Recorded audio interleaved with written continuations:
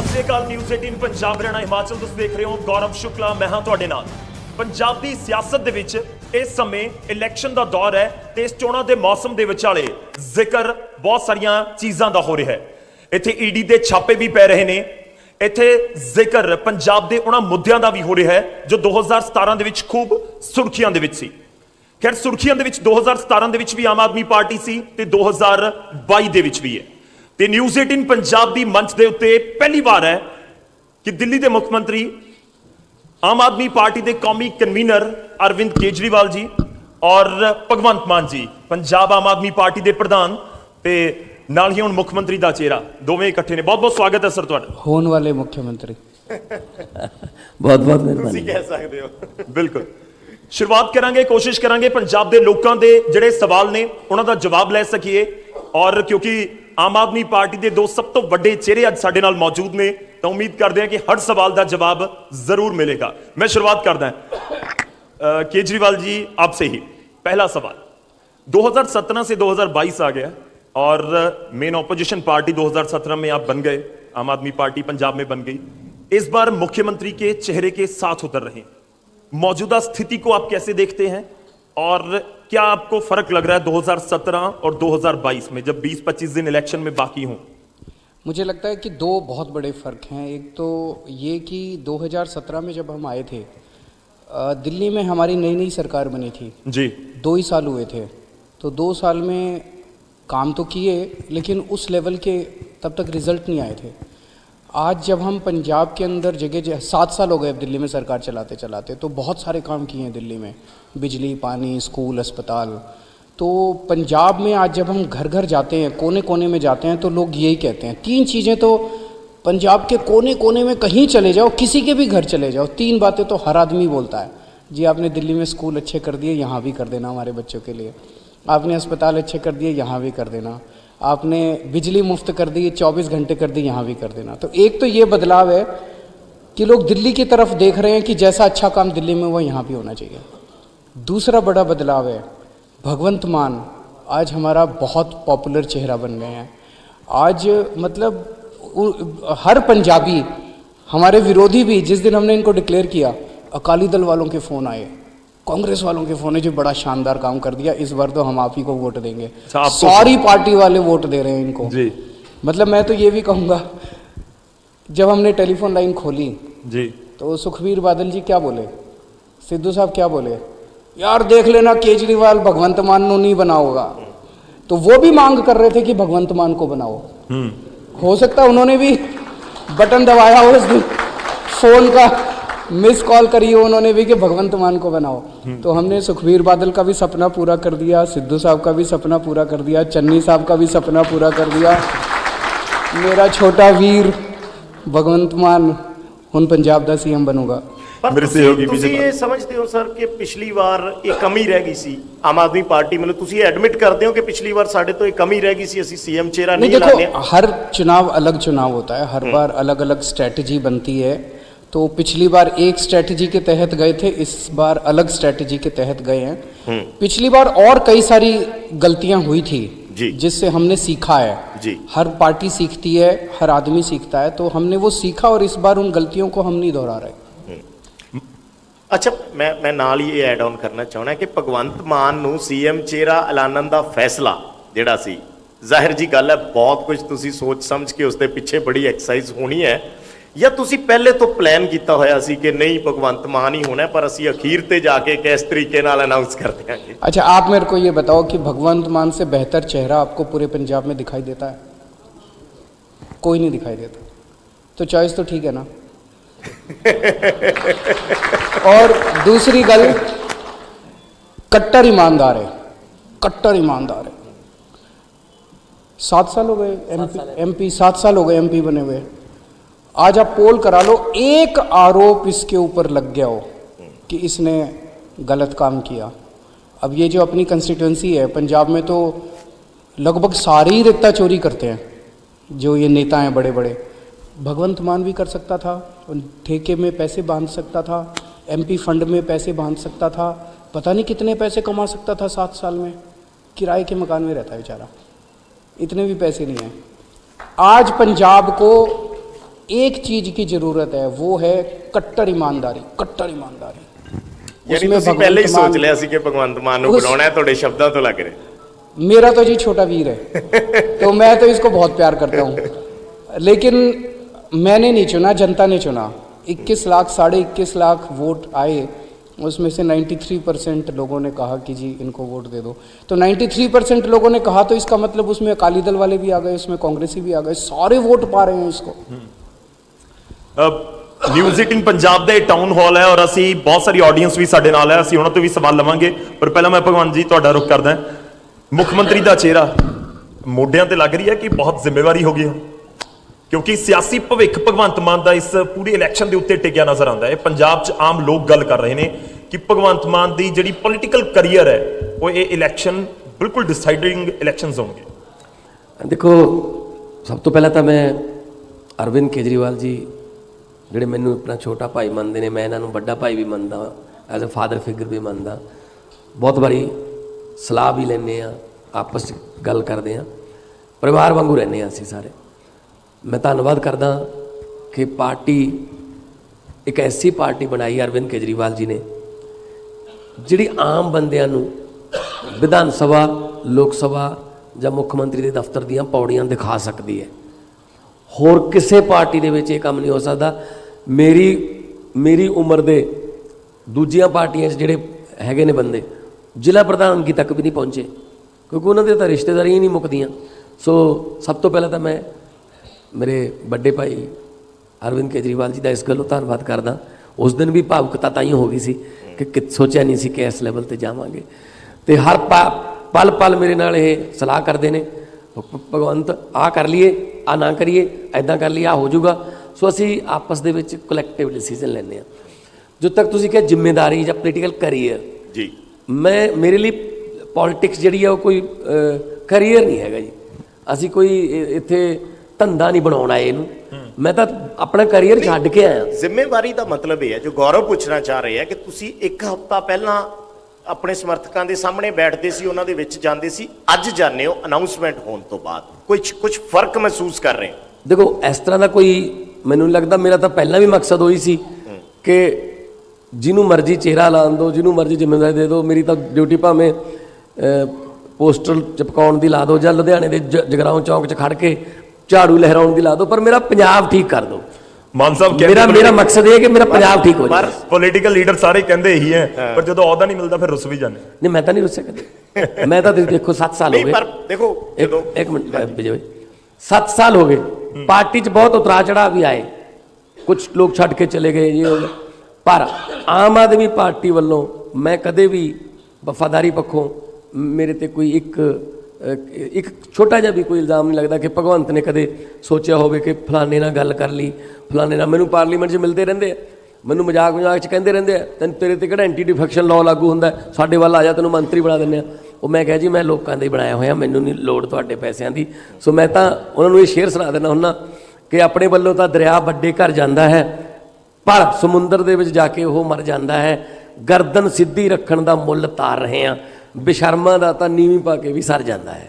ਸੋ ਅਸੀਂ ਤਾਂ ਪੰਜਾਬ ਦੀ ਗਰਦਨ ਸਿੱਧੀ ਰੱਖਣੀ ਹੈ। ਤੁਹਾਡੇ ਤੇ ਮਾਨ ਸਾਹਿਬ ਇਹ ਤੁਹਾਡੇ ਵਿਰੋਧੀ ਇਲਜ਼ਾਮ ਲਾਉਂਦੇ ਰਹੇ ਹੈ ਕਿ ਭਗਵੰਤ ਮਾਨ ਨੇ ਕਿਸੇ ਨੂੰ ਪਾਰਟੀ 'ਚ ਵੱਡਾ ਚਿਹਰਾ ਆਉਣ ਨਹੀਂ ਦਿੱਤਾ, ਕਿਉਂਕਿ ਉਹ ਖੁਦ ਬਣਨਾ ਚਾਹੁੰਦੇ ਸੀ। ਇਸ ਤਰੀਕੇ ਦੇ ਸੋਸ਼ਲ ਮੀਡੀਆ ਤੇ ਬਹੁਤ ਸਾਰੀਆਂ ਗੱਲਾਂ ਬਾਤਾਂ ਚੱਲਦੀਆਂ ਨੇ, ਲੋਕ ਗੱਲਾਂ ਕਰਦੇ ਨੇ ਕਿ ਪਿਛਲੇ ਸਮੇਂ ਦੇ ਵਿੱਚ ਕੋਈ ਚਿਹਰਾ ਭਗਵੰਤ ਮਾਨ ਨੇ ਪਾਰਟੀ 'ਚ ਸ਼ਾਮਿਲ ਨਹੀਂ ਹੋਣ ਦਿੱਤਾ, ਆਪਣੀ ਇਨਸਿਕਿਉਰਿਟੀ ਦੇ ਸਾਡੇ ਸੁਪਰੀਮੋ ਬੈਠੇ ਨੇ ਜਿਨ੍ਹਾਂ ਨੇ ਪਾਰਟੀ ਬਣਾਈ ਹੈ। ਇਹ ਵੀ ਮੈਨੂੰ ਲੱਗਦਾ ਇਹਦਾ ਜਵਾਬ ਸ਼ਾਇਦ ਕੇਜਰੀਵਾਲ ਸਾਹਿਬ ਜ਼ਿਆਦਾ ਅੱਛੀ ਤਰ੍ਹਾਂ ਦੇ। किसको नहीं आने दिया, नाम बताओ।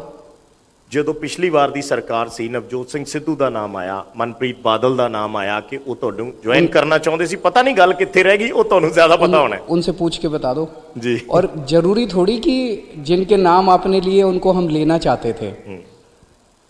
ये बिल्कुल गलत है कहना कि भगवंत मान ने किसी का नाम नहीं आने दिया। ਕਿਉਂਕਿ ਮੈਂ ਸਵਾਲ ਸਰ ਤੁਹਾਨੂੰ ਇਸੇ ਲਈ ਪੁੱਛ ਰਿਹਾ ਕਿ ਪਬਲਿਕ ਡੋਮੇਨ ਦੇ ਵਿੱਚ ਇਹ ਕੁਝ ਕਨਫਿਊਜ਼ਨਸ ਨੇ, ਸੋ ਆਪਾਂ ਅੱਜ ਮੰਚ ਤੇ ਬੈਠੇ ਹਾਂ ਤਾਂ ਚੀਜ਼ਾਂ ਮੈਨੂੰ ਲੱਗਦਾ ਕਲੀਅਰ ਹੋ ਜਾਣੀਆਂ ਚਾਹੀਦੀਆਂ। बिल्कुल गलत है, और ये वाली अफवाहें जो है वो विरोधी पक्ष वाले लगाते रहते हैं क्योंकि उनके पास कुछ कहने को नहीं होता। तो ये बिल्कुल गलत है। भगवंत मान जी की अध्यक्षता में जी। जैसे ही पिछले चुनाव खत्म हुए थे तब से आप अध्यक्ष हैं 8 शायद। मई से सर, 8 मई 17 से, हाँ 17 से, तब से अध्यक्ष हैं और इनकी अध्यक्षता के अंदर आज ये चुनाव लड़ा जा रहा है। अब तो खैर ये सीएम फेस भी हैं, अध्यक्ष भी हैं, और आज सारे पोल्स के अंदर अगर आम आदमी पार्टी नंबर 1 आ रही है तो इसका मतलब इन्होंने जो कुछ भी किया अच्छा ही किया। तुसी हौली अगर देने किसी नवजोत- को नहीं आने दिया वो भी अच्छा किया, और अगर किसी को आने दिया वो भी अच्छा ਤੁਸੀਂ किया। ਹੌਲੀ ਕੁ ਦੇਣੇ ਨਵਜੋਤ ਸਿੰਘ ਸਿੱਧੂ ਹੋਰਾਂ ਦਾ ਨਾਮ ਲੈ ਦਿੰਦੇ ਹੋ ਨਾ ਕਈ ਵਾਰ, ਉਹ ਕਿਉਂ ਲੈਂਦੇ ਹੋ ਇਸ ਕਰਕੇ ਉਹਦੀ ਚਰਚਾ ਵੀ ਸ਼ੁਰੂ ਹੋ ਜਾਂਦੀ ਹੈ। ਸੋ ਮੈਂ ਚਾਹੂੰਗਾ ਤੁਸੀਂ ਉਹ ਵੀ ਦੱਸ ਹੀ ਦਿਓ ਕਿਆ? ਕਿ ਤੁਸੀਂ ਜਿਹੜਾ 93% ਦਾ ਤੁਸੀਂ ਜ਼ਿਕਰ ਕੀਤਾ ਉਸ ਦਿਨ ਸਟੇਜ ਤੇ, ਔਰ ਤੁਸੀਂ ਇਹ ਬੋਲਿਆ ਕਿ ਨਵਜੋਤ ਸਿੰਘ ਸਿੱਧੂ ਦਾ ਨੂੰ ਵੀ ਲੋਕਾਂ ਨੇ ਵੋਟ ਪਾਈ ਜਾਂ ਉਹਨਾਂ ਨੂੰ ਰਾਏਸ਼ੁਮਾਰੀ ਦੇ ਵਿੱਚ ਉਹਨਾਂ ਦਾ ਨਾਮ ਲਿਆ। ਇਹ ਗੱਲ ਅਰਵਿੰਦ ਕੇਜਰੀਵਾਲ ਹੋਰਾਂ ਵੱਲੋਂ ਸਟੇਜ ਤੇ ਕਿਉਂ ਕਹੀ ਗਈ? उनका आया था नाम इसीलिए कही। ਤੇ ਐਡੀ ਸਿੰਪਲ ਗੱਲ ਲੱਗਦੀ ਤੇ ਕੁਛ ਨਾ ਕੁਛ ਤੇ ਇਸ ਦੇ ਪਿੱਛੇ ਔਰ ਜ਼ਰੂਰ ਕੁਛ ਸਟ੍ਰੈਟਜੀ ਹੋਣੀ ਹੈ। ਨਹੀਂ, ਔਰ ਤੁਸੀਂ ਕੁਛ। ਤੁਸੀਂ ਕਰ ਸਕਦੇ ਹੋ ਸ਼ੇਅਰ ਜੇ ਕੋਈ, नहीं और कुछ नहीं है। ਜਾਂ ਆਮ ਆਦਮੀ ਪਾਰਟੀ ਨੂੰ ਇਹ ਲੱਗਦਾ ਹੈ ਕਿ ਨੂੰ ਨਵਜੋਤ ਸਿੰਘ ਸਿੱਧੂ ਨੂੰ ਔਰ ਚਰਨਜੀਤ ਚੰਨੀ ਹੋਰਾਂ ਦਾ ਇੱਕ ਦਾ ਨਾਮ ਲੈ ਦਿਓ, ਆਪੇ ਆਪਸ ਦੇ ਵਿੱਚ ਦੂਜੀ ਪਾਰਟੀ ਦੇ ਵਿੱਚ ਰੌਲਾ ਪੈਂਦਾ ਰਹੇਗਾ। रोला तो वैसे ही पाया हुआ है जी, हमारी जरूरत ही क्या। देखो जी, 2 है, ਜੀ एक मेरी और इनकी जोड़ी है, ਜੀ 2 भाइयों की जोड़ी है, और एक सिद्धू की और चन्नी की जोड़ी है। पंजाब को तय करना है कौन सी जोड़ी चाहिए, कौन सी जोड़ी पंजाब को भविष्य दे सकती है। ਸਿੱਧੂ ਦੇ ਲਈ ਕੋਈ ਵਿੰਡੋ ਅੱਜ ਵੀ ਹੈ ਕਿ ਸਭ ਵਿੰਡੋਜ਼ क्लोज हो चुकी हैं आम आदमी पार्टी वाली? वो आ रहे हैं क्या? क्या पता ही, सर, पॉलिटिक्स politics आप है, जानते पता नहीं हैं, चल रहा। पॉसिबिलिटी तो हर समय रहती है। थ्योरेटिकल क्वेश्चन है, पंजाब के भविष्य की बात करते हैं, थोड़ा फायदा होगा। वहां पर भी जाऊंगा। अच्छा, मैं एक सीएम फेस को लेकर जरूर सवाल करना चाहूंगा इनफैक्ट आपसे। 2 चीजें हैं। एक तो विरोधी कह रहे हैं कि अगर भगवंत मान ही आपकी चॉइस थी तो फिर इतना डिले क्यों कर, आप 4-5 महीने पहले या 2 महीने 3 महीने पहले कर सकते थे। और दूसरा जो नेता वाला सवाल कर रहे हैं वो इसलिए भी क्योंकि ये चर्चे हैं कि देखिए 100 में से 93% भगवंत मान जी का नाम आ गया, उसके बाद कोई लीडर ऐसा नहीं दिखा जिसको लेकर लोगों ने वोट किया। या आपका नाम था जो आपने इनवैलिड कर दिए वोट, या फिर भगवंत मान का? जनता न जनार्दन है, जनता तय करती है। जो जनता ने कहा हमने अनाउंस कर दिया। जनता जिसको पसंद करती है, जनतंत्र में तो वही नेता होता है। जनता ने इनके नाम पे मोहर लगाई। देखो, आप खुद सोच के देखो, अगर आज से 1 हफ्ता पहले मैं आता, मैं इनको बहुत प्यार करता हूँ, बहुत ज़्यादा, मैं आता और मैं कह देता कि भगवंत मान को हम सीएम बना रहे हैं, तो क्या होता? केजरीवाल ने अपने चहेते को बना दिया, केजरीवाल ने अपने इसको। तो हमने जनता से पूछा, और जनता 93% लोगों ने जब कहा तो पूरे पंजाब को जवाब मिल गया कि भगवंत मान डिजर्व करते हैं। विरोधी आपके इसको पॉलिटिकल ड्रामा करार दे, और वो कह भी क्या सकते हैं, उनके पास और कुछ कहने को भी तो नहीं है ना। ਅੱਛਾ, ਮੇਰਾ ਭਗਵੰਤ ਮਾਨ ਸਾਹਿਬ ਤੁਹਾਡੇ ਤੋਂ ਇਸੇ ਨਾਲ ਜੁੜਿਆ ਇੱਕ ਸਵਾਲ ਹੈ ਛੋਟਾ ਜਿਹਾ, ਮੈਂ ਪੰਜਾਬ ਦੇ ਕਲਚਰ ਨਾਲ ਜੋੜ ਕੇ ਇਹ ਸਵਾਲ ਪੁੱਛਣਾ ਚਾਹਣਾ ਹੈ। ਨਵਜੋਤ ਸਿੰਘ ਸਿੱਧੂ ਹੋਰਾਂ ਨੇ ਜ਼ਿਕਰ ਕੀਤਾ ਸੀ ਇਸ ਗੱਲ ਦਾ, ਔਰ ਉਸ ਤੋਂ ਬਾਅਦ ਉਹ ਗੱਲ ਅੱਗੇ ਲੰਬੀ ਚੱਲਦੀ ਗਈ। ਉਹਨਾਂ ਨੇ ਕਿਹਾ ਕਿ ਬਰਾਤ ਆ ਰਹੀ ਹੈ, ਲਾੜੇ ਦਾ ਪਤਾ ਨਹੀਂ। ਮੈਂ ਸ਼ਬਦ ਤੇ ਸਟਿਕ ਕਰ ਰਿਹਾ, ਮਤਲਬ ਮੇਰੀ ਹੋਰ ਕੋਈ ਮਨਸ਼ਾ ਨਹੀਂ ਇਹ ਸਵਾਲ ਪੁੱਛਣ ਦੀ। ਸ਼ਬਦ ਇਹ ਹੈ ਕਿ ਉਹਨਾਂ ਨੇ ਕਿਹਾ ਕਿ ਲਾੜਾ ਕੌਣ ਹੋਏਗਾ, ਬਰਾਤ ਆ ਰਹੀ ਹੈ। ਤੁਸੀਂ ਸਮਝਦੇ ਹੋ ਵੀ ਪੰਜਾਬ ਦੇ ਕਲਚਰ ਦੇ ਵਿੱਚ ਇਹ ਗੱਲਾਂ ਐਕਸੈਪਟੇਬਲ ਨੇ ਕਿ ਤੁਸੀਂ ਕਹੋ ਕਿ ਕਿਸੇ ਦੇ ਘਰੇ ਬਰਾਤ ਆ ਰਹੀ ਹੈ ਜਾਂ ਲਾੜਾ ਬਣ ਕੇ ਆ ਰਿਹਾ, ਜਾਂ ਤੁਸੀਂ ਬਰਾਤ ਲੈ ਕੇ ਜਾ ਰਹੇ ਹੋ ਜਾਂ ਵੋਟਾਂ ਕਿਸੇ ਤੋਂ ਲੈਣੀਆਂ ਹੁੰਦੀਆਂ ਭੈਣ ਭਰਾ ਬਣ ਕੇ? ਇਹ ਪੰਜਾਬ ਦਾ ਕਲਚਰ ਹੈ, ਮੈਨੂੰ ਲੱਗਦਾ ਤੁਸੀਂ ਇਸ ਨੂੰ ਜ਼ਿਆਦਾ ਚੰਗੀ ਤਰ੍ਹਾਂ ਸਮਝਦੇ ਹੋ। ਦੇਖੋ, ਜਿਸ ਦਿਨ ਇਹ ਗੱਲ ਕਹੀ ਸੀ ਸਿੱਧੂ ਸਾਹਿਬ ਨੇ, ਮੈਂ ਉਸੇ ਦਿਨ ਹੀ ਇਸ ਗੱਲ ਦਾ ਖੰਡਨ ਕੀਤਾ ਸੀ ਕਿ ਕੋਈ ਲਾੜਾ ਜਾਂ ਬਰਾਤ ਨਹੀਂ, ਅਸੀਂ ਤਾਂ ਭੈਣ ਭਰਾ ਪੁੱਤ ਭਤੀਜੇ ਬਣ ਕੇ ਜਾਵਾਂਗੇ। ਇਹ ਕੋਈ ਅਸੀਂ ਕਿਸੇ ਦੇ ਘਰੇ ਢੁੱਕਣ ਥੋੜੀ ਚੱਲੇ ਹਾਂ, ਠੀਕ ਹੈ ਨਾ। ਇਹ ਉਹਨਾਂ ਦੀ ਲੈਂਗੁਏਜ ਹੋ ਸਕਦੀ ਹੈ ਵੀ ਜੀ ਸਾਡੀ ਬਰਾਤ ਤਿਆਰ ਹੈ, ਲਾੜਾ ਲੱਭਾਂਗੇ। ਜੀ। ਮਤਲਬ ਕਿੱਥੇ ਜਾ ਰਹੇ ਹੋ ਤੁਸੀਂ? ਕੀ ਪੰਜਾਬ ਦੇ ਲੋਕਾਂ ਦੀਆਂ ਸਮੱਸਿਆਵਾਂ ਹੱਲ ਕਰਨੀਆਂ ਨੇ, ਪੰਜਾਬ ਦੇ ਚੁੱਲ੍ਹਿਆਂ ਦੀ ਬੁਝਦੀ ਹੋਈ ਅੱਗ ਬਚਾਉਣੀ ਹੈ, ਪੰਜਾਬ ਦੇ ਸਿਵਿਆਂ ਦੀ ਉੱਚੀਆਂ ਲਾਟਾਂ ਜਿਹੜੀਆਂ ਹੁੰਦੀਆਂ ਜਾਂਦੀਆਂ ਉਹ ਬੁਝਾਉਣੀ ਹੈ, ਪੰਜਾਬ ਦੇ ਨੌਜਵਾਨ ਨੂੰ ਜਿਹੜਾ ਜਹਾਜ਼ਾਂ ਦੇ ਜਹਾਜ਼ ਭਰ ਕੇ ਬਾਹਰ ਜਾ ਰਿਹਾ ਉਹਨੂੰ ਇੱਥੇ ਹੀ ਰੋਕਣਾ ਹੈ, ਪੰਜਾਬ ਨੂੰ ਦੁਬਾਰੇ ਪੰਜਾਬ ਬਣਾਉਣਾ ਹੈ। ਕੋਈ ਬਰਾਤ ਜਾਂ ਕੋਈ ਲਾੜਾ, ਇਹਨਾਂ ਗੱਲਾਂ ਦਾ ਮੈਂ ਖੰਡਨ ਕਰਦਾ। ਮੈਂ ਅਸੀਂ ਆਡੀਅנס ਦਾ ਸਵਾਲ ਲੈਣਾ, ਮੈਂ ਸ਼ਵੇਤਾ ਦਾ ਰੁਕ ਕਰੂੰਗਾ। ਭਗਵੰਤ ਜੀ, ਮੈਂ ਇੱਕ ਚੀਜ਼ ਜਾਣਨੀ ਚਾਹੁੰਦਾ ਤੁਹਾਡੇ ਤੋਂ ਪਹਿਲਾਂ, ਛੋਟਾ ਮੇਰਾ 2 ਸਵਾਲ ਹੈ। ਇੱਕ, ਜਿਸ ਦਿਨ ਅਨਾਉਂਸਮੈਂਟ ਹੋਈ ਹੈ, ਜਦੋਂ ਕੇਜਰੀਵਾਲ ਸਾਹਿਬ ਬੋਲ ਰਹੇ ਸੀ ਉਦੋਂ ਹੀ ਪਤਾ ਲੱਗਿਆ ਜਾਂ ਰਾਤ ਨੂੰ ਲੱਗ ਗਿਆ ਸੀ ਪਤਾ? ਕਿਉਂਕਿ ਪੋਸਟਰ ਛਪ ਗਏ ਸੀ, ਵੱਡੇ ਬੋਰਡ ਤੁਹਾਡੇ ਲੱਗ ਗਏ ਸੀ, ਤਾਂ ਪਤਾ ਤਾਂ ਉਹਨਾਂ ਨੂੰ ਪਹਿਲਾਂ ਲੱਗ ਗਿਆ ਹੋਗਾ। ਨੀਂਦ ਆਈ ਸੀ ਉਸ ਰਾਤ ਨੂੰ? ਨਹੀਂ, ਦੇਖੋ, ਨੀਂਦ ਇਸ ਤਰ੍ਹਾਂ ਦੀ ਕੋਈ ਮੈਨੂੰ ਕੋਈ ਐਸੀ ਐਕਸਾਈਟਮੈਂਟ ਨਹੀਂ ਸੀ ਜ਼ਿਆਦਾ ਕਿ ਪਤਾ ਨਹੀਂ ਕੀ ਹੋਊਗਾ। ਮੈਂ ਤੁਹਾਨੂੰ ਪਹਿਲਾਂ ਹੀ ਦੱਸ ਦਿੰਦਾ ਕਿ ਸੀਐਮ ਸਾਹਿਬ ਨੇ ਜਿਸ ਤਰ੍ਹਾਂ ਕਿਹਾ ਇਹ ਕਰ ਦਿੰਦੇ ਅਨਾਊਂਸ, ਮੈਂ ਕਿਹਾ ਜੀ ਥੋੜ੍ਹਾ ਜਿਹਾ ਜਨਤਾ ਨੂੰ ਵਿੱਚ ਇਨਵੋਲਵ ਕਰ ਲਈਏ, ਹੈ ਨਾ। ਪਰ ਮੈਨੂੰ ਪੱਕਾ ਪਤਾ ਸੀ ਕਿ ਲੋਕ ਜਦੋਂ ਮੈਂ ਜਾਣਾ ਮੈਨੂੰ ਪਿਆਰ ਕਰਦੇ ਆ, ਸ਼ਾਇਦ ਮੇਰੇ ਹੱਕ 'ਚ ਹੋਇਆ ਉਹ। ਇਹਦੇ ਨਾਲ ਕੀ ਹੋਇਆ, ਹੌਸਲਾ ਮੇਰਾ ਡਬਲ ਹੋਇਆ, ਤਾਂ ਫਿਰ ਜ਼ਿੰਮੇਵਾਰੀ ਵੀ ਡਬਲ ਹੋਈ। ਅੱਛਾ, ਇੱਕ ਤੁਹਾਡੇ ਭਾਸ਼ਣ ਦੇ ਉੱਪਰ ਵੀ ਮੈਂ ਕਮੈਂਟ ਚਾਹੁੰਦਾ, ਬੜਾ ਨਪਿਆ ਤੁਲਿਆ ਸੀ। ਨੈਲਸਨ ਮੰਡੇਲਾ, ਸਾਬਕਾ ਰਾਸ਼ਟਰਪਤੀ APJ ਅਬਦੁਲ ਕਲਾਮ, ਸੁਰਜੀਤ ਪਾਤਰ ਜੀ ਦਾ ਜ਼ਿਕਰ ਉਸ ਦੇ ਵਿੱਚ ਜ਼ਿਕਰ ਪ੍ਰੋਫੈਸਰ ਮੋਹਨ ਸਿੰਘ ਦਾ। ਇਹ ਖੁਦ ਲਿਖਿਆ ਜਾਂ ਪਹਿਲਾਂ ਪ੍ਰਿਪੇਅਰ ਕੀਤਾ ਜਾਂ ਕਿਵੇਂ ਸੀ ਭਾਸ਼ਣ? ਮੈਂ ਕਦੇ ਵੀ ਜਿਹੜਾ ਲਿਖ ਕੇ ਜਾਂ ਸਕ੍ਰਿਪਟਡ ਨਹੀਂ ਬੋਲਦਾ। ਹਾਂ, ਮੈਂ ਪੜ੍ਹਦਾ ਬਹੁਤ ਰਹਿਣਾ ਵੱਡੇ ਬੰਦਿਆਂ ਨੂੰ, ਜੇ ਸਿਚੁਏਸ਼ਨ ਮੁਤਾਬਕ ਮੈਂ ਤੰਜ ਨਹੀਂ ਸੀ ਉਸ ਦੇ ਵਿੱਚ ਨਾ, ਜਿਹੜੇ ਤੁਸੀਂ ਕਟਾਕਸ਼ ਕਰਦੇ ਆ ਉਹ ਭਾਸ਼ਣ ਦੇ ਵਿੱਚ ਨਹੀਂ ਸੀ। ਬੜਾ ਵੱਖਰੇ ਤਰੀਕੇ ਦਾ ਭਾਸ਼ਣ ਸੀ ਇਹ। ਦੇਖੋ, ਇੱਕ ਜ਼ਿੰਮੇਵਾਰੀ ਜਦੋਂ ਤੁਹਾਡੇ ਤੇ ਪੈ ਜਾਂਦੀ ਹੈ ਤਾਂ ਤੁਹਾਡਾ ਜਿਹੜਾ ਬੋਲ ਚਾਲ ਜਾਂ ਤੁਹਾਡੇ ਸ਼ਬਦ ਜਿਹੜੇ ਨੇ, ਕੱਲਾ ਕੱਲਾ ਸ਼ਬਦ ਜਿਹੜਾ ਉਹਨੂੰ ਹੁਣ ਪੁਣਿਆ ਜਾਊਗਾ, ਤੁਸੀਂ ਵੀ ਉਹਦੇ ਤੇ ਲਾਓਗੇ ਸੈਂਸਰ, ਹੈ ਨਾ। ਸੋ ਮੈਂ ਕਦੇ ਵੀ ਇਸ ਤਰ੍ਹਾਂ ਦੀ ਸ਼ਬਦਾਵਲੀ ਨਹੀਂ ਵਰਤਦਾ ਪਹਿਲਾਂ ਤੋਂ ਕਦੇ। ਚਾਹੇ ਜਿਵੇਂ ਕਹਿਤਾ ਸੀਗਾ ਸਿੱਧੂ ਸਾਹਿਬ ਨੇ ਪੁਲਿਸ ਵਾਲਿਆਂ ਲਈ ਕੁਝ ਸ਼ਬਦਾਵਲੀ, ਮੈਂ ਕਿਹਾ ਯਾਰ ਚਾਚੇ ਭਤੀਜੇ ਪੁੱਤ ਭਤੀਜੇ ਆਪਣੇ ਨੇ, ਆਪਣੀ ਰਾਖੀ ਕਰਦੇ ਆਪਣੇ ਘਰਾਂ ਮੂਹਰੇ ਤੰਬੂ ਲਾ ਕੇ, ਉਹਨਾਂ ਨੂੰ ਇਹੋ ਜਿਹੀ ਗੱਲ ਨਹੀਂ। ਸੋ ਅਸੀਂ ਇੱਕ ਸੱਭਿਅਕ ਸਮਾਜ ਦੇ ਵਿੱਚ ਰਹਿੰਦੇ ਹਾਂ, ਤੇ ਮੇਰੀ ਭਾਸ਼ਾ ਦੇ ਵਿੱਚ ਕਦੇ ਇਸ ਤਰ੍ਹਾਂ ਦੀ ਬੂ ਨਹੀਂ ਆਊਗੀ ਕਿ ਜਿਹੜੀ ਕਿਸੇ ਸਮਾਜ ਨੂੰ ਜਾਂ ਕਿਸੇ ਵਿਅਕਤੀ ਨੂੰ ਹਰਟ ਕਰਦੀ ਹੋਵੇ, ਠੇਸ ਪਹੁੰਚਾਉਂਦੀ ਹੋਵੇ। ਇੱਕ ਸਵਾਲ ਕਿਸੇ ऑडियंस ਦੇ ਵਿੱਚੋਂ सवाल। अरविंद जी, मैं डिस्ट्रिक्ट कोर्ट मोहाली में बतौर वकील काम करता हूँ। हमारे पास छोटे छोटे लड़कों के ऊपर कोई 10 ग्राम हीरोइन के किसी चीज़ के केस डाल दिए जाते हैं कि क्योंकि उनको नशा लेने का आदी बना दिया गया है। पिछली इलेक्शन में भी कैप्टन अमरिंदर सिंह ने कसम खाई थी कि हम नशा पंजाब से ख़त्म कर देंगे। आपके पास ऐसा क्या रोड मैप है कि पंजाब में नशा ख़त्म हो जाए और जो लड़के बच्चे नए आदी बना दिए गए हैं नशा लेने के, उनको रिहेबिलिटेट किया जाए, और जो बड़े बड़े लोग हैं जो इसमें इन्वॉल्व हैं, जो पैसे कमा रहे हैं, उनके खिलाफ एक्शन लिया जाए और पंजाब नशा मुक्त बन जाए। बहुत वधिया वकील साहब सवाल है, बैठ जाओ। मैं अपनी स्पीचेस ਦੇ ਵਿੱਚ ਵੀ ਕਹਿੰਦਾ ਰਿਹਾ, ਇਹ ਕਹਿੰਦੇ ਰਹੇ ਅਸੀਂ ਇੰਨੇ ਹਜ਼ਾਰ ਜਿਹੜੇ ਨਸ਼ੇ ਦੇ ਤਸਕਰ ਜਿਹੜੇ ਨੇ ਉਹ ਫੜ ਕੇ ਜੇਲ੍ਹਾਂ 'ਚ ਦੇਤੇ। ਮੈਂ ਕਹਿੰਦਾ ਰਿਹਾ ਉਹ ਤਸਕਰ ਨਹੀਂ ਹੈਗੇ, ਉਹ ਤਾਂ ਐਡਿਕਟਡ ਨੇ, ਉਹ ਤਾਂ ਮਰੀਜ਼ ਨੇ।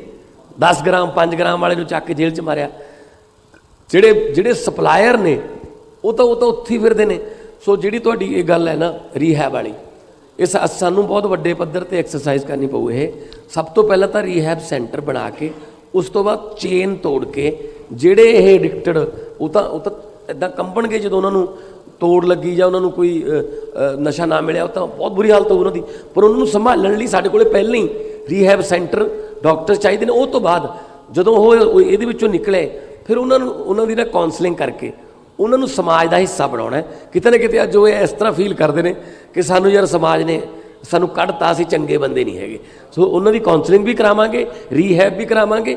ਸਪਲਾਈ ਚੇਨ ਜਦੋਂ ਟੁੱਟੀ, ਸਭ ਤੋਂ ਬਸ ਵੱਡੀ ਗੱਲ ਹੈ ਪੁਲਿਸ ਨੂੰ ਡੀਲਿੰਕ ਕਰ ਦਿਓ ਪੋਲੀਟਿਕਸ ਤੋਂ। ਲੋਕ ਆਪ ਕਹਿੰਦੇ ਲੋਕ ਕਿ ਅਸੀਂ ਇੱਕ ਸਾਡੇ ਪਿੰਡ ਨਸ਼ਾ ਵੇਚਣ ਵਾਲਾ ਆਇਆ ਸੀ, ਅਸੀਂ ਉਹਨੂੰ ਫੜ ਕੇ ਥਾਣੇ ਫੜਾ ਕੇ ਆਏ। ਲੋਕ ਬਾਅਦ 'ਚ ਆਏ ਘਰੇ, ਉਹ ਪਹਿਲਾਂ ਆ ਗਿਆ, ਕਿਉਂਕਿ ਉਹਦੇ ਆਕਾਵਾਂ ਦਾ ਫੋਨ ਚਲਾ ਜਾਂਦਾ ਥਾਣੇ ਦੇ ਵਿੱਚ, ਛੱਡ ਦਿਓ ਜੀ ਆਪਣੀ ਬੰਦਾ, ਛੱਡ ਦਿਓ ਜੀ। ਇਹ ਸਾਰਾ ਕੁਝ ਅਸੀਂ ਬਿਲਕੁਲ ਕਲੀਨ ਕਰਕੇ ਇਸ ਤਰ੍ਹਾਂ ਅਸੀਂ ਜਿਹੜਾ ਇਹਦਾ ਅਰਵਿੰਦ ਜੀ, ਤੁਹਾਡਾ ਤੇ ਐਡਮਿਨਿਸਟ੍ਰੇਟਿਵ ਤਜਰਬਾ ਹੈ ਇਸ ਚੀਜ਼ ਦੇ ਨਾਲ ਵੀ, ਤੁਸੀਂ 2-4 ਹੋਏ ਹੋਣਗੇ ਦਿੱਲੀ ਦੇ ਵਿੱਚ, ਕਿਸ ਤਰੀਕੇ ਨਾਲ ਮੈਨੇਜ ਕੀਤਾ ਇਹਨਾਂ ਚੀਜ਼ਾਂ ਨੂੰ ਤੁਸੀਂ, ਜਾਂ ਜਿੰਨੇ ਵੀ ਮਾਮਲੇ ਤੁਹਾਡੇ ਧਿਆਨ 'ਚ ਆਏ? सर, नीयत का सवाल है, जो भी भगवान जी ने कहा जी। अगर आपकी नीयत नशा ख़त्म करने की है जी, तो नशा ख़त्म हो सकता है। और अगर आपकी नीयत नौटंकी करने की है, अगर आप नशा करने वालों के साथ मिले हुए हो जी, तो आप क्या करोगे? एक फर्जी FIR कराओगे, दोषियों को मौका दोगे कि जाके एंटीसिपेटरी बेल ले लो, यही सब नौटंकी करोगे। 111 दिन मिले थे इनको, और उसके पहले 4.5 साल मिले कैप्टन साहब को। इन्होंने क्या किया? कुछ नहीं किया। क्यों? क्योंकि कहीं ना कहीं साठ-गांठ है सारों के अंदर। अगर हमारी नीयत साफ़ है, अगर हम करना चाहते हैं, तो इन्होंने फार्मूला बता दिया कि 2 लेवल पे एक्शन होगा। एक रिहैबिलिटेशन सेंटर बनाएंगे जो कि बच्चों को रिहैबिलिटेट करेंगे, उनको स्किल देंगे और उनको जॉब्स दिलवाएंगे। दूसरे लेवल पे जो सप्लायर हैं, ढेरों बहुत बड़ा सप्लाई नेटवर्क है, इनकी अगर धरपकड़ शुरू कर दो आप। अगर हमारा मुख्यमंत्री ईमानदार है और ये नशा बेचने वालों से नहीं मिला हुआ, तो ये क्या करेगा, ये डीजीपी को बुला के बोलेगा कि 10 दिन के अंदर एक एक सप्लायर जेल के अंदर होना चाहिए। पुलिस को खुला हाथ दे दो आप, पुलिस सारे नेटवर्क को जानती है, एक एक पुलिस वाला जानता है, उनको खुला हाथ नहीं देते। जब कोई डीजीपी कहता है कि मैं इसको पकड़ लूं तो उस डीजीपी को बदल देते हैं। अभी हमने तमाशा देखा पंजाब का, 4 डीजीपी बदल दिए। क्यों बदल दिए? क्योंकि किसी को बचाना है, किसी को पकड़ना है। ये नहीं होगा, पंजाब के हक में काम होगा। मतलब एक्चुअल च लक तोड़ रहे हैं एक्चुअल। मैं इसी से जुड़ा एक सवाल जरूर जानना चाहूंगा। मैं अभी रिसेंटली एक इंटरव्यू में आपके देख रहा था, आप कह रहे थे कि 3 महीने में हम भ्रष्टाचार खत्म कर देंगे। नशे को लेकर प्लान है जो ये आप कह रहे हैं कि इंप्लीमेंट कितनी देर में हो सकता है? मुझे क्योंकि लगता पिछली है बार दावा था 4 महीने का, कैप्टन साहब कह रहे थे 4 हफ्ते उन्होंने में। तो 1 महीना कहा था, 4 गुटका हफ्ते। साहब की 4 हफ्ते कहा था। मेरा अपना मानना है 3 से 6 महीने के अंदर, मैं ये भी अगर कहूँ 1 महीने में पूरा नेटवर्क खत्म हो जाएगा, समय लगेगा। 3 से 6 महीने के अंदर आपको देखने वाले नतीजे मिलने चालू हो जाएंगे, अच्छे नतीजे मिलने चालू हो जाएंगे 3 से 6 महीने के अंदर। और 17 और 22 में आपको नशे की स्थिति कैसी लगती है? वैसी की वैसी है, वैसी है वो तो। बढ़ाई है। नहीं, कोई कैप्टन कम और कांग्रेस दावा करते हैं कि हमने बहुत एक्शन किया, वोट सेंटर्स बना दिए और एसटीएफ बना दी, उसने कार्रवाई की, बहुत सारे कार्रवाई? केसेस हुए, तो बहुत कम हो गया नशा। एक लिफाफा तो 5 साल खोला नहीं, कोर्ट कह रही है हमने कब कहा है ना खोलो, एसटीएफ ने जो लिफाफा बनाया था। और सबसे देखो पंजाब गुरुआं दे नाम ते वसदा है गौरव, साडे हर रोज स्पीकरां चों गुरु नानक नाम चढ़दी कला तेरे भाणे सरबत दा भला दा बाणी दा प्रचार हुंदा है। ਅੰਮ੍ਰਿਤਸਰ ਸਾਡਾ ਸਭ ਤੋਂ ਪਵਿੱਤਰ ਸ਼ਹਿਰ ਹੈ ਜਿੱਥੇ ਦਰਬਾਰ ਸਾਹਿਬ, ਤੁਸੀਂ ਸੋਚ ਸਕਦੇ ਹੋ ਮਤਲਬ ਹੈਰਾਨੀ ਦੀ ਹੱਦ ਹੈ ਕਿ ਅੰਮ੍ਰਿਤਸਰ ਦੇ ਵਿੱਚ ਇੱਕ ਨਸ਼ਾ ਛਡਾਊ ਕੇਂਦਰ ਹੈ, ਉਹ 'ਤੇ ਲਿਖਿਆ ਹੈ नशा छड़ाऊ केंद्र only for girls. Sir girls के लिए स्कूल होते थे, गर्ल्स के लिए सिलाई सेंटर होते थे। मतलब कितनी शर्म की बात है कि पंजाब में नशा छड़ाऊ केंद्र ओनली फॉर गर्ल्स। मतलब इस लेवल पे इन्होंने नस्ल कुशी कर दी है, जेनोसाइड के केस चलने चाहिए इन पर तो। क्योंकि मान साहब इस वेले 2 तरह के दावे ने, एक 4.5 साल के दावे ने, एक 111 दिनों के दावे ने। मतलब दो पार्ट के विच वंडिया जा रहा है दावियां नहीं, दोनों दावियां नहीं हिसाब तो 5 साल का ही होगा ना। ये किवें कह सकते हो तुसीं कि एक डब्बा कढ़ के इसे डब्बे ते ध्यान दिओ बाकी ट्रेन जिहड़ी क्योंकि 100 दिन का हिसाब भी पिछले दिन ही दिता गया। वो तो कल ईडी ने देख लिया 100 दिन का हिसाब, सारा हिसाब, पूरा हिसाब किताब ईडी ने। मेरे ख्याल से पंजाब को लूटने की जिस स्पीड पे काम किया है, इतनी स्पीड में तो पिछले वालों को भी पीछे छोड़ दिया इन्होंने। 111 दिन के अंदर कैश ही कैश, कैश ही कैश, कैश ही कैश, गिननी मुश्किल हो गई वो ईडी वालों को। जैगुआर गाड़ियां, 56 करोड़ रुपए की फर्जी एंट्रियां, अभी तो गिन रहे हैं सर, अभी गिन रहे हैं और मिलेंगे अभी 111 दिन के अंदर। और फिर बैठ के मैं कल उनको देख रहा था, मतलब जिस तरह से वो उसको जस्टिफाई कर रहे हैं, मेरे साथ ये हो गया। मैं मानता हूँ मोदी जी अपने विरोधियों को तंग करते हैं, बदले लेते हैं, मैं मानता हूँ। मेरे ऊपर इतनी रेड कराई, थोड़ा जिक्र भी किया कल उन्होंने। घर के वो तो कहते हैं, कह रहे कि मेरे भांजे पे नहीं, मेरे पे रेड हुई थी जी, मेरे घर पे रेड हुई थी, पुलिस मेरे बेडरूम में गई थी जी, मेरे ऊपर, मेरे दफ्तर पे सीबीआई की रेड हुई थी जी। क्या मिला उनको? 11 मफलर मिले जिनका हिसाब किताब नहीं था। इधर 11 मैं तो नहीं रोया, मतलब मेरे को तो वो नहीं चर्चा दी भी हुई होनी। और अभी चर्चा खूब तेज चल रही है कि सतिंदर जैन हमारे जो मंत्री हैं उनकी गिरफ्तारी होने वाली है। वो तो तैयार बैठे हैं, आ जाओ कर लो गिरफ्तार।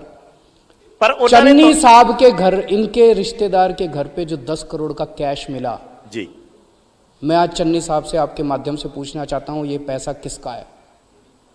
बताएं वो ये पैसा किसका है? ये पंजाबियों का पैसा है। और लोग बता रहे हैं जी ये तो बिल्कुल ट्रेलर था। पिछले 111 दिन के अंदर जो दुकान खुली हुई थी, कोई कह रहा है जी 1000 करोड़ कमा लिए, कोई कह रहा है 900 करोड़ कमा लिए, मेरे को नहीं पता, जनता कह रही है। तो मैं पंजाब के लोगों से जानना चाहता हूं, एक तरफ रेता चोर मुख्यमंत्री है, वो कहते हैं मैं आम आदमी हूं, आम आदमी नहीं हूं, बेईमान आदमी हूं। एक तरफ रेता चोर मुख्यमंत्री है और एक तरफ कट्टर ईमानदार मुख्यमंत्री है। जनता को चुनना है, ये मौका मिला है, वाहे गुरु जी ने, गुरु साहब जी ने कितने 66 में वो हुआ था, तब से लेके आज तक इतने सालों के बाद एक इतना सुनहरी मौका दिया है कि एक तरफ चोर हैं, चोरों की पार्टियां हैं, एक तरफ सारे डकैत हैं और एक तरफ कट्टर ईमानदार हैं। आपको चुनना है। ਇਸੇ ਗੱਲ ਨੂੰ ਆਧਾਰ ਬਣਾ ਕੇ ਕੱਲ ਉਹਨਾਂ ਨੇ ਤੁਹਾਡੇ ਤੇ ਕੁਝ ਸਵਾਲ ਚੱਕੇ। ਤੁਹਾਨੂੰ ਸਿੱਧਾ ਉਹਨਾਂ ਨੇ ਇਹ ਕਿਹਾ ਕਿ ਅਰਵਿੰਦ ਕੇਜਰੀਵਾਲ ਹੋਰਾਂ ਤੇ ਜਦੋਂ ਖੁਦ ਤੇ ਬੀਜੇਪੀ ਨੇ ਪ੍ਰੈਸ਼ਰ ਪਾਇਆ ਸੀ ਉਦੋਂ ਉਹ ਸ਼ੋਰ ਮਚਾਉਂਦੇ ਸੀ, ਅੱਜ ਜਦੋਂ ਸਾਡੇ ਨਾਲ ਹੋ ਰਹੀ ਹੈ शोर तो नहीं मजे ले रहे मचाया, हैं। मैं कद्दी शोर, उन्होंने मैं तो ये अभी गल- आपके चैनल पे कह रहा हूँ कि सतिंदर जैन गिरफ्तार होने वाले हैं, जी, ईडी गिरफ्तार करने वाली है अगले कुछ ਕਿਉਂਕਿ दिनों ਉਹਨਾਂ में। ਨੇ ਕਿਹਾ ਕਿ ਬੀਜੇਪੀ ਨਾਲ ਤੁਸੀਂ ਮਿਲੇ ਹੋਏ ਹੋ, ਇਹ ਬਿਆਨ ਦਿੱਤਾ ਕੱਲ ਉਹਨਾਂ ਨੇ। कहते गुप्त समझौता है आपका गुप्त ना? समझौता है। कभी कभी कहते हैं उसकी बी टीम है, कभी इसकी बी टीम है। हम किसी की बी या सी टीम नहीं है। आम आदमी पार्टी 3.25 करोड़ पंजाबियों की ए टीम। सारा देश देख रहा है कि भारतीय जनता पार्टी की केंद्र सरकार ने हमें दिल्ली चलाने में कितनी तकलीफें दी है। उन्होंने कोई कसर नहीं छोड़ी हमसे बदला लेने में। मनीष सिसोदिया पे सीबीआई की रेड हो चुकी, सतिंदर जैन पे इनकम टैक्स की 3 बार रेड हो चुकी, हमारे 21 एमएलए गिरफ्तार कर चुके, सारे छूट छूट के आ गए, कोर्ट से सबको बरी कर दिया। और चन्नी साहब कहते हैं मैं मिला हुआ हूँ बीजेपी के साथ। मैं तो चन्नी साहब से एक ही मैंने कहा, मैं कह रहा हूँ केजरीवाल को छोड़ो, केजरीवाल तो ऐसा ही है। चन्नी साहब ये बताओ, ये 10 करोड़ रुपए किसके हैं? ये 56 करोड़ की एंट्री किसकी है? इसका जवाब दो।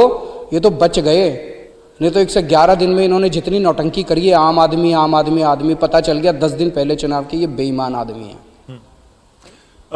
लेकिन वो पॉलिटिकल वेंडेटा इसको कहते हैं। आपको लगता है कि बदलाखोरी है इसमें कहीं? मैं तो फिरोजपुर कह रहा का हूं, जिक्र उन्होंने कर दिया कि जाते हुए अधिकारी मैं हमको तो बोल कह के रहा गए। हूं कि मोदी जी अपने विरोधियों को चुन चुन के तंग करते हैं। लेकिन उन्होंने मेरे पे भी रेड करी थी, मेरे घर से कुछ नहीं मिला। इनके घर से जब इतना कैश मिल रहा है तो जनता पूछ रही है यार कुछ तो बख्श वो देते। कहते 111 दिन प्रधानमंत्री में तो तुमने तो कोई कसर नहीं छोड़ी। ਉਹ ਕਹਿ ਰਹੇ ਆ ਪ੍ਰਧਾਨਮੰਤਰੀ ਦੀ ਫੇਰੀ ਦਾ ਬਦਲਾ ਲਿਆ ਜਾ ਰਿਹਾ। चलो बदला ले रहे हैं। मैं तो ये कह रहा हूं, ये 10 करोड़ रुपए किसके हैं? चन्नी साहब इसका जवाब दो।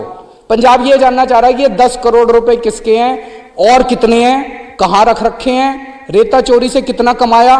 रंधावा साहब ने इल्जाम लगाया था ना कि अफसरों की ट्रांसफर पोस्टिंग में पैसे लग रहे। बताओ, रंधावा राणा गुरजीत ने उनके अपने मंत्री, उनके अपने एमएलए आरोप लगा रहे थे कि पुलिस अफसरों की ट्रांसफर पोस्टिंग में सीएम ऑफिस में पैसे चल रहे हैं। नकली तो ये ट्रांसफर पोस्टिंग में इन्होंने 111 दिन में पैसे कमाए, रेता चोरी में पैसे। राघव चड्ढा इनके हल्के में जाके रेता चोरी पकड़ के आया। मतलब भारत के इतिहास में इतनी बेशर्मी पहली बार हुई होगी कि मुख्यमंत्री अगले दिन खड़ा होकर उनको बचा रहा है रेता चोरों को। रेता चोरी में पैसे कमाए इन्होंने, ट्रांसफर पोस्टिंग में पैसे कमाए इन्होंने।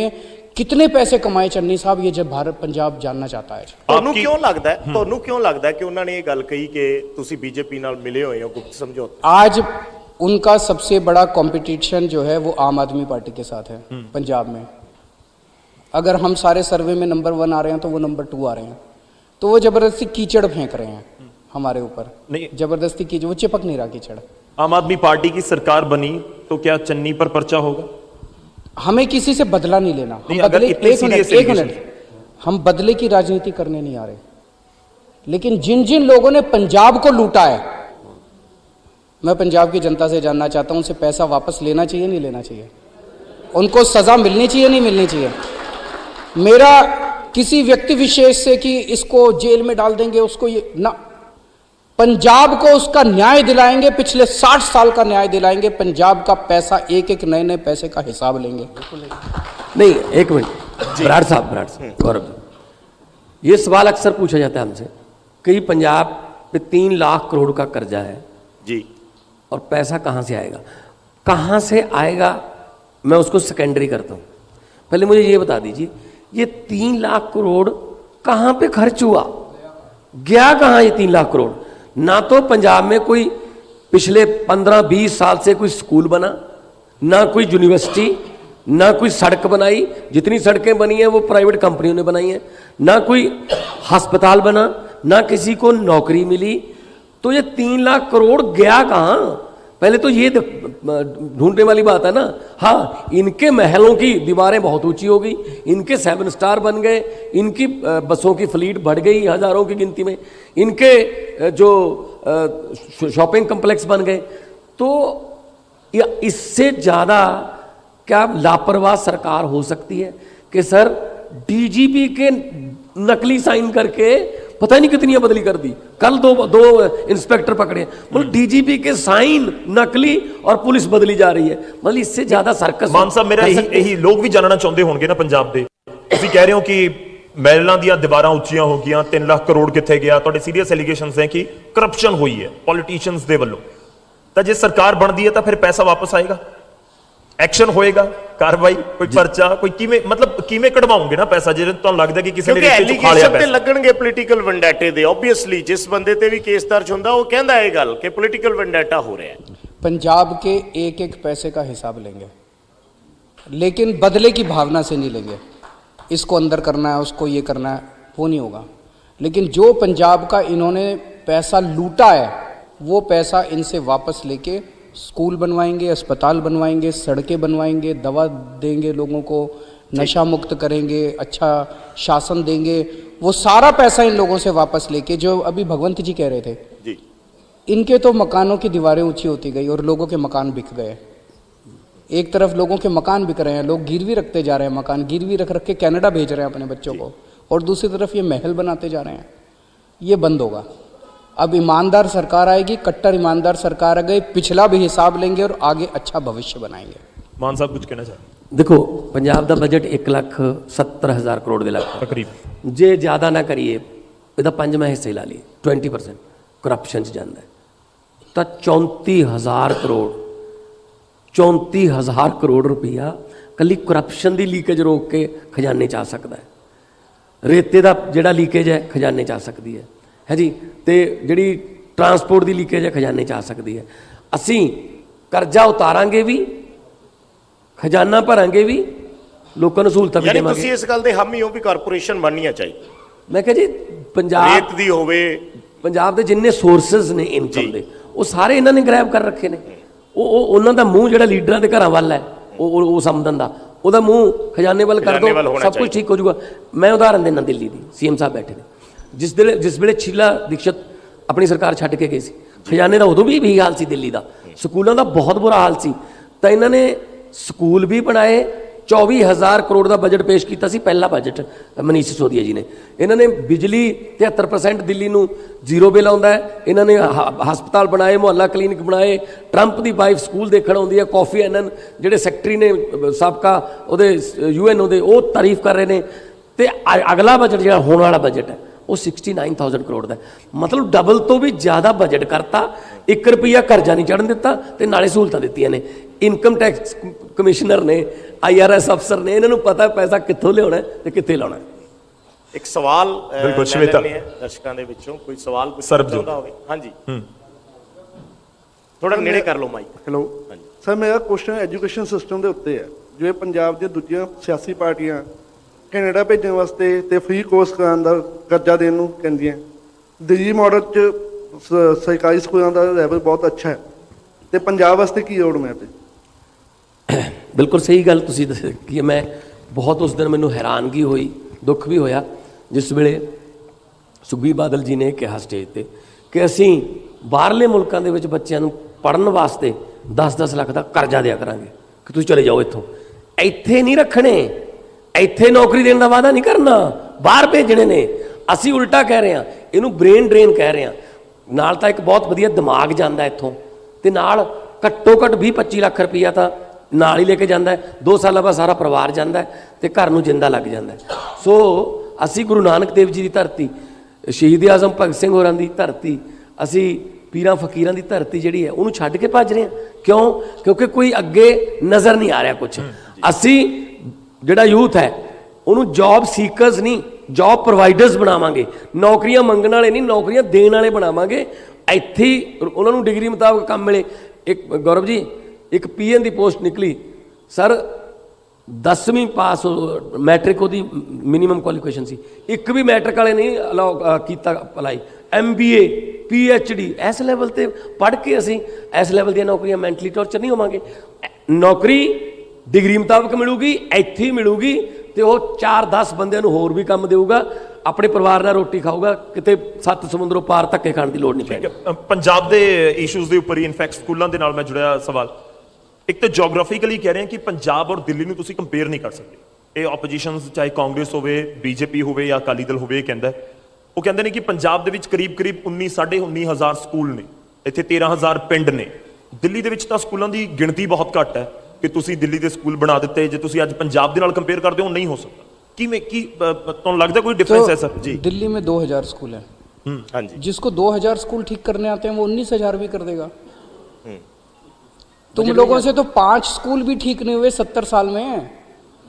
आज भी आप देख लो जी, जब मैं और भगवंत मान जी घूमते हैं पूरे पंजाब में, हम क्या कहते हैं? हमें वोट दो, हम स्कूल ठीक करेंगे। जी, जैसे दिल्ली में स्कूल ठीक करे ऐसे यहाँ भी स्कूल ठीक करेंगे। कांग्रेस कहती है कि हमें वोट दो, हम स्कूल ठीक करेंगे? नहीं कहती।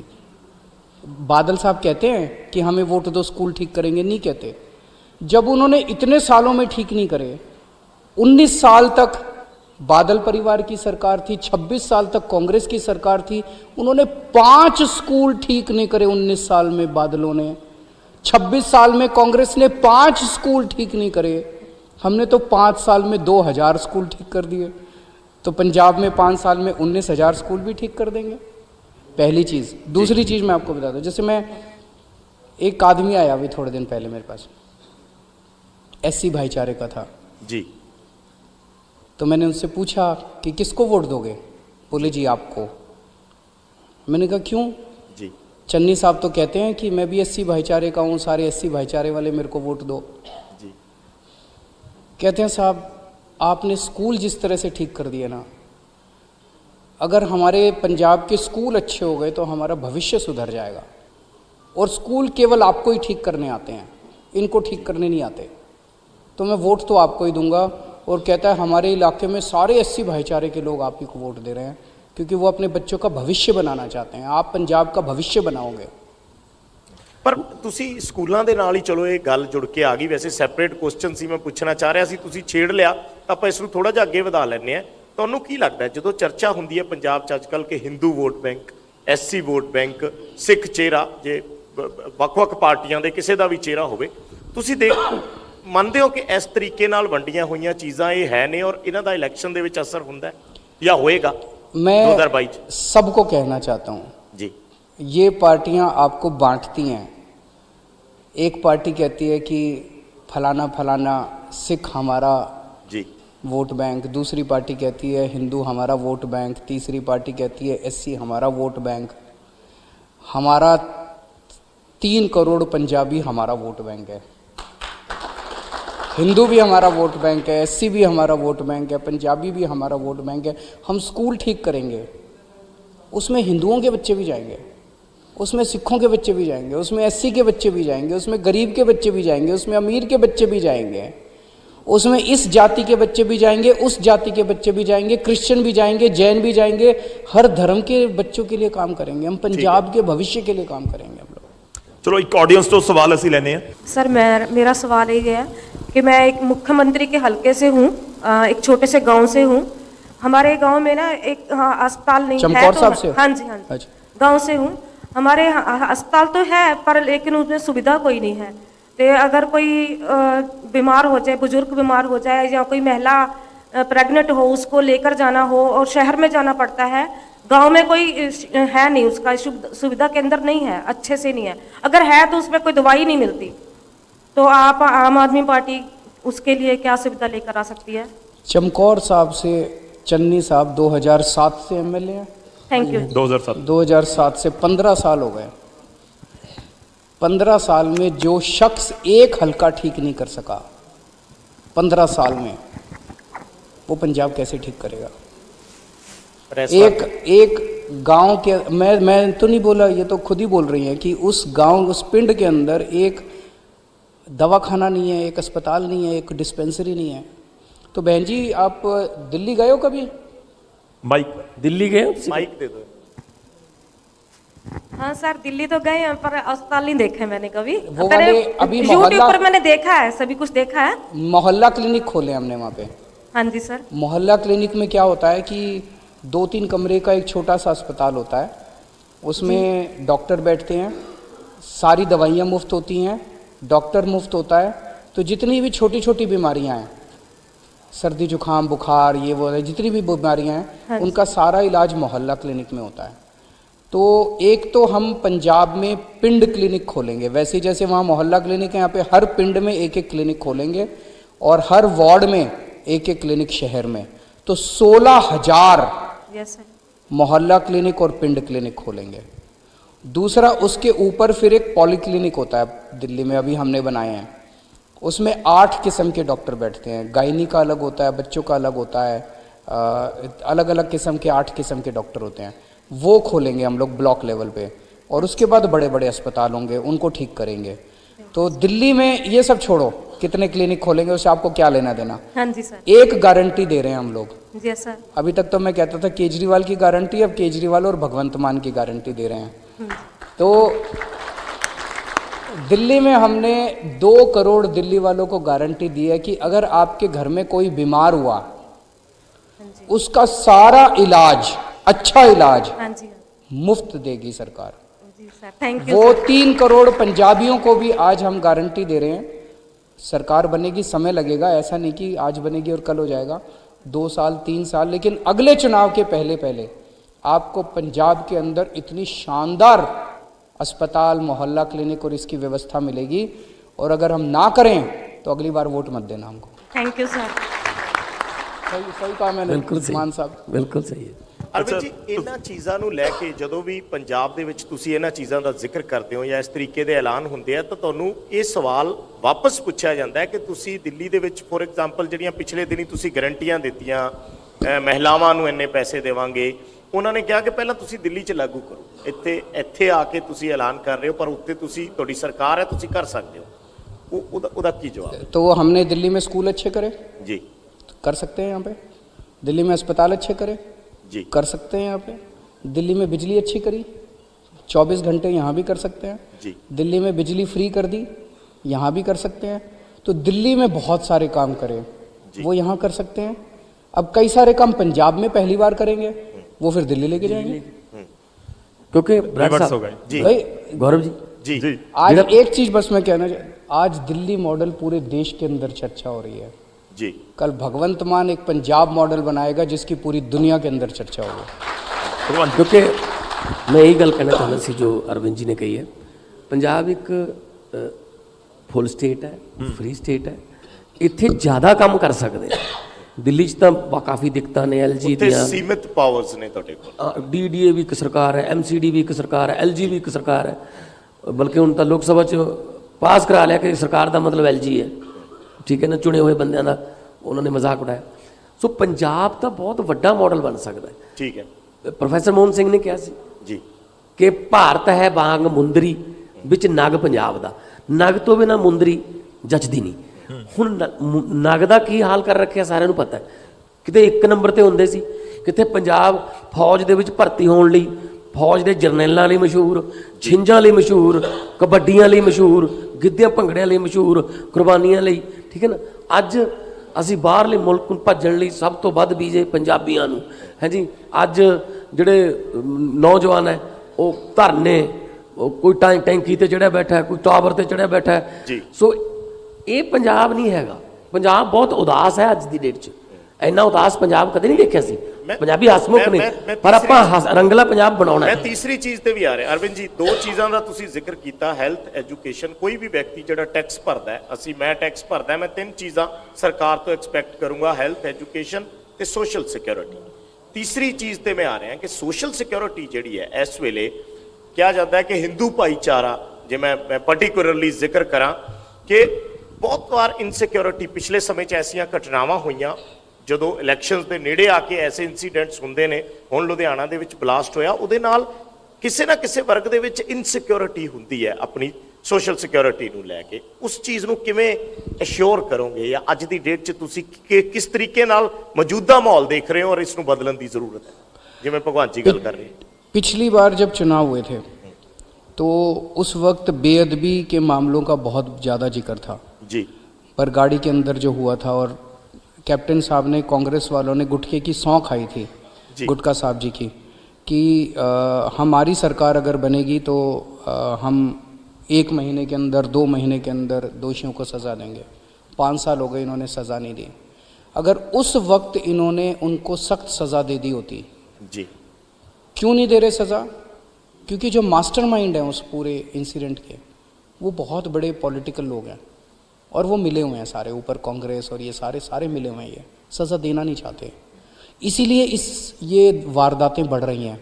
अभी चन्नी साहब के दौरान तो कई इस किस्म की वारदातें सुनने हैं, दरबार साहब जी के अंदर हुआ और भी इधर उधर सुनने को लगे। जी लुधियाना के अंदर बॉम्ब ब्लास्ट हो गया जी, और रोज़ सुनते हैं कहीं पे टिफ़िन बॉम्ब मिल गया, कहीं पे ये मिल गया, कहीं पे असला मिल गया। तो एक आम हिंदू भी बहुत इनसिक्योर फील कर रहा है और एक आम पंजाबी भी बहुत इनसिक्योर फील कर रहा है कि ये हो क्या रहा है।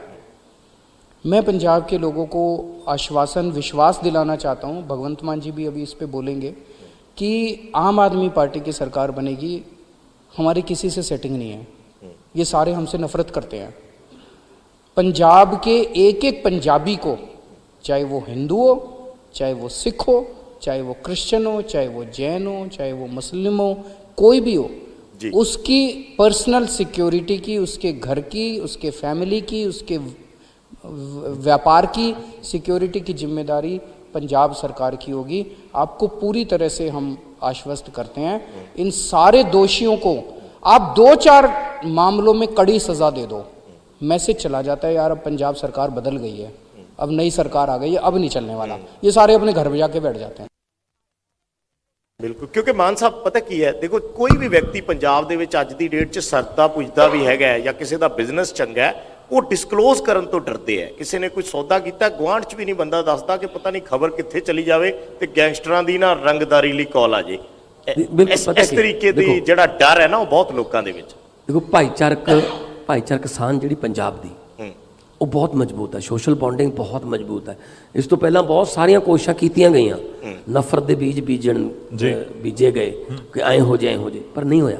ਦੇਖੋ 2 ਸਟੇਟਾਂ ਨੇ ਭਾਰਤ ਦੇ ਵਿੱਚ ਜਿਹੜੀਆਂ ਪੋਲਰਾਈਜ਼ ਨਹੀਂ ਹੋ ਸਕਦੀਆਂ, ਕੋਸ਼ਿਸ਼ ਕੀਤੀ ਜਾਂਦੀ ਹੈ ਜੀ, ਦਿੱਲੀ ਤੇ ਪੰਜਾਬ। ਕਿਉਂਕਿ ਇੱਥੇ ਸਾਰੇ ਚਾਹੇ ਉਹ ਹਿੰਦੂ ਨੇ, ਚਾਹੇ ਉਹ ਸਿੱਖ ਨੇ, ਈਸਾਈ ਨੇ, ਮੈਂ ਮਤਲਬ ਪਿੰਡਾਂ 'ਚ ਰਹਿੰਦੇ, ਮਾਲਵੇ ਦੇ ਪਿੰਡਾਂ 'ਚ ਜੀ, ਆੜਤੀ ਆ ਸਾਡਾ, ਜਿਹੜਾ ਆੜਤੀ ਆ ਜਿਹਨੂੰ ਇਹ ਬਾਤ ਉੱਥੇ ਕਹਿੰਦੇ ਸੀ ਦਲਾਲ ਨੇ ਇਹ ਫਲਾ, ਆੜਤੀ ਨਾਲ ਜਿਹੜੀ ਸਾਡੀ ਬੌਂਡਿੰਗ ਹੈ ਉਹ ਕਿਸ ਲੈਵਲ ਤੱਕ ਹੈ ਕਿ ਆੜਤੀ ਜਿਹੜੇ ਰਿਸ਼ਤੇ ਕਰਾਉਂਦੇ ਨੇ ਉਹ ਸਭ ਤੋਂ ਵੱਧ ਮਤਲਬ ਮਜ਼ਬੂਤ ਰਿਸ਼ਤੇ ਹੁੰਦੇ ਨੇ, ਕਿਉਂਕਿ ਆੜਤੀਆ ਕੋਲੇ ਆਲੇ ਦੁਆਲੇ ਦੇ 10-15 ਪਿੰਡਾਂ ਦਾ ਆੜਤ ਆਉਂਦੀ ਹੈ, ਸਾਰਿਆਂ ਦੇ ਘਰਾਂ ਦੀ ਹਾਲਤ ਜਾਣਦਾ ਹੁੰਦਾ ਕਿ ਇਹਦੇ ਕੋਲੇ ਇੰਨੇ ਕਿੱਲੇ ਨੇ, ਇੰਨਾ ਇਹਦੇ ਕੋਲ ਕਰਜ਼ਾ ਆ।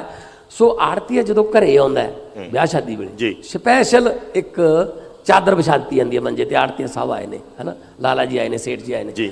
ਸਾਡੀ ਇਸ ਤਰ੍ਹਾਂ ਦੀ ਜਿਹੜੀ ਬੌਂਡਿੰਗ ਹੈ ਉਹਨੂੰ ਤੋੜਨ ਦੀ ਜਿੰਨੀ ਮਰਜ਼ੀ ਕੋਸ਼ਿਸ਼ ਕਰ ਲੈਣ, ਪਰ ਟੁੱਟੂਗੀ ਨਹੀਂ। ਪਰ ਉਹਦੇ ਵਾਸਤੇ ਇੱਕ ਮਜ਼ਬੂਤ ਸਰਕਾਰ ਚਾਹੀਦੀ ਹੈ। ਇਸ ਵਕਤ ਹੋਮ ਮਿਨਿਸਟਰ ਜਿਹੜੇ ਨੇ ਉਹ ਰੰਧਾਵਾ ਸਾਹਿਬ ਨੇ, ਰੰਧਾਵਾ ਸਾਹਿਬ ਕਹਿੰਦੇ ਨੇ ਮੈਨੂੰ ਤਾਂ ਪਤਾ ਹੀ ਨਹੀਂ ਪ੍ਰਧਾਨ ਮੰਤਰੀ ਨੇ ਇੱਧਰ ਨੂੰ ਆਉਣਾ ਸੀ, ਇੱਥੇ ਆਉਣਾ ਸੀ, ਤੇ 4 DGP ਬਦਲਤੇ ਹੈ ਜੀ। ਰੰਧਾਵਾ ਸਾਹਿਬ ਖੁਦ ਕਹਿ ਰਹੇ ਨੇ ਜਿਸ ਦਿਨ ਦਾ ਮੈਂ ਹੋਮ ਮਿਨਿਸਟਰ ਬਣਿਆ ਨਵਜੋਤ ਸਿੱਧੂ ਮੇਰੇ ਨਾਲ ਬੋਲਣੋਂ ਹਟ ਗਿਆ, ਮੈਂ ਉਹਨੂੰ ਆਪਣੇ ਅਹੁਦਾ ਉਹਨੂੰ ਦੇ ਦਿੰਦਾ। ਮਤਲਬ ਜਦੋਂ ਇਹ ਨਾ ਪਤਾ ਹੋਵੇ DGP ਨੂੰ ਕਿ ਮੈਂ ਕੱਲ੍ਹ ਨੂੰ DGP ਰਹੂੰਗਾ, ਜਦੋਂ ਇਹ ਨਾ ਪਤਾ ਹੋਮ ਮਿਨਿਸਟਰ ਨੂੰ ਮੈਂ ਕੱਲ੍ਹ ਨੂੰ ਹੋਮ ਮਿਨਿਸਟਰ ਰਹੂੰਗਾ ਜਾਂ ਨਹੀਂ ਰਹੂੰਗਾ, ਉਹ ਫਿਰ ਕੀ ਮਤਲਬ ਪੰਜਾਬ ਦੇ ਲੋਕਾਂ ਦੀ ਜਾਂ ਅਮਨ ਸ਼ਾਂਤੀ ਦੇ ਜਿਹੜੀ ਉਹ ਪੈਗਾਮ ਦੇਊਗਾ ਜਾਂ ਫੋਰਸਿਸ ਨੂੰ ਉਹਦਾ ਹੌਸਲਾ ਵਧਾਊਗਾ। ਸੋ ਇਸ ਕਰਕੇ ਆਮ ਆਦਮੀ ਪਾਰਟੀ ਦੀ ਮਜ਼ਬੂਤ ਸਰਕਾਰ ਆਊਗੀ। ਸਾਰੇ ਜਣੇ ਮਤਲਬ ਪੰਜਾਬੀ ਸਾਰੇ ਉਹ ਖੁਸ਼ ਰਹਿਣਗੇ।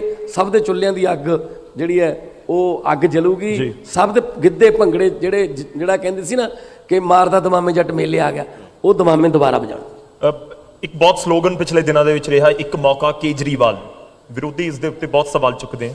ਮੈਂ ਹੁਣ ਪੁੱਛ ਰਿਹਾ ਕਿਉਂਕਿ ਹੁਣ ਤਾਂ CM ਚਿਹਰਾ ਅਨਾਉਂਸ ਕਰ ਦਿੱਤਾ ਹੈ, ਹੁਣ ਇੱਕ ਮੌਕਾ ਭਗਵੰਤ ਮਾਨ ਨੂੰ या हजे भी एक मौका केजरीवाल जैसे भी आम आदमी पार्टी के ही हो रहे। नहीं बिल्कुल, उसका एक कहने का वो मतलब था एक मौका आम आदमी पार्टी को। तो चूंकि लोग मेरे से एसोसिएट करते तो मेरा नाम था, जाहिर तौर पे मुझे CM तो नहीं बनना था, मैं तो दिल्ली का CM हूँ। नहीं ਹੁਣ ਇੱਕ ਮੌਕਾ ਭਗਵੰਤ ਮਾਨ। बिल्कुल नहीं, असल च ना जिस तरह इन्होंने किया ਹੁਣ ਜੋੜੀ ਬਣ ਗਈ 1-1 2-11। ਸੋ ਪੰਜਾਬ ਨੂੰ ਦੁਬਾਰਾ ਰੰਗਲਾ ਬਣਾਉਣ ਵਾਸਤੇ ਇਹਨਾਂ ਦਾ ਜਿਹੜਾ ਗਵਰਨਮੈਂਟ ਚਲਾਉਣ ਦਾ ਐਕਸਪੀਰੀਅੰਸ ਹੈ ਦਿੱਲੀ ਦਾ, ਉਹਦਾ ਵੀ ਅਸੀਂ ਫਾਇਦਾ ਲਵਾਂਗੇ। ਜੇ ਸਾਨੂੰ ਸਕੂਲਾਂ ਵਾਸਤੇ ਐਜੂਕੇਸ਼ਨ ਵਾਸਤੇ ਪਾਲਿਸੀਜ਼ ਹੋਰ ਵਧੀਆ ਬਣਾਉਣ ਵਾਸਤੇ ਉੱਥੋਂ ਦੇ ਸਪੈਸ਼ਲਿਸਟ ਨੂੰ ਕਿਸੇ ਨੂੰ ਬੁਲਾਉਣਾ ਪਿਆ ਤਾਂ ਉਹਨਾਂ ਨੂੰ ਵੀ ਬੁਲਾ ਲਾਂਗੇ। ਜੇ ਇੱਥੋਂ ਦਾ ਕੋਈ ਸਪੈਸ਼ਲਿਸਟ ਦਿੱਲੀ ਵਾਸਤੇ ਅੱਛਾ ਆਈਡੀਆ ਦੇ ਸਕਦਾ ਹੋਇਆ ਉਹ ਵੀ ਹੋਊਗਾ। ਸੋ ਮਿਲ ਕੇ ਚੱਲਣਾ ਅਸੀਂ, 1 1 2 11 ਜੋੜੀ ਬਣ ਗਈ। ਇੱਕ ਮੌਕਾ ਭਗਵੰਤ ਮਾਨ ਨੂੰ ਮੈਂ ਕਹਾਂਗਾ ਨਾ ਨਹੀਂ ਨਹੀਂ, ਇੱਕ ਮੌਕਾ पंजाब ਨਾਲ में ਦੀ ਨਾਲ ਆਪਣੇ एक मौका पंजाब ਨੂੰ। ਮੈਂ ਨਾਲ ਦੀ ਨਾਲ ਤੁਸੀਂ ਬੈਠੇ ਹੋ ਜੀ ਅੱਜ, ਔਰ ਇੱਕ ਜਰਨਲਿਸਟ ਦਾ ਕੰਮ ਹੁੰਦਾ ਕਿ ਉਸੇ ਸਵਾਲ ਤੇ ਸਟਿਕ ਕਰਨਾ, ਜਿਹੜਾ ਸਵਾਲ ਇੱਕਦਮ ਫਲੈਸ਼ ਹੋ ਕੇ ਜਾਂ ਹੈਡਲਾਈਨ ਬਣ ਕੇ ਚੱਲ ਜੇ।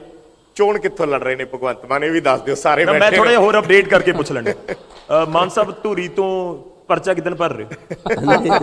ਹਾਈਪੋਥੈਟਿਕਲ ਹੈ, ਬੌਸ ਬੈਠੇ ਨੇ ਸਾਡੇ। नहीं ये डिसाइड करेंगे कि ਬੌਸ कहाँ से ਬੈਠੇ ਨੇ, लड़ना है। ਉਹ ਕਹਿੰਦੇ ਡਿਸਾਈਡ ਕਰਨਗੇ, ਤੁਸੀਂ ਦੱਸ ਹੀ ਦਿਓ ਡਿਸਾਈਡਡ ਤੇ ਹੋਣਾ ਹੈ। एक चीज है, देखो जी चन्नी साहब दिल्ली जाते हैं, जी अपने भाई की टिकट तक नहीं ला सकते, उनकी पूरी पार्टी दिल्ली से चलती है। हमारे यहाँ 90% से ज़्यादा टिकटें मान साहब ने तय की हैं, पंजाब के अध्यक्ष ने तय की हैं। आप दिल्ली बार कितनी बार गए दिल्ली पिछले 6 नहीं, चन्नी साहब को हर तीसरे दिन दिल्ली बुला लेते हैं और वो कांग्रेस वाले कहते हैं ये दिल्ली से चलेगी।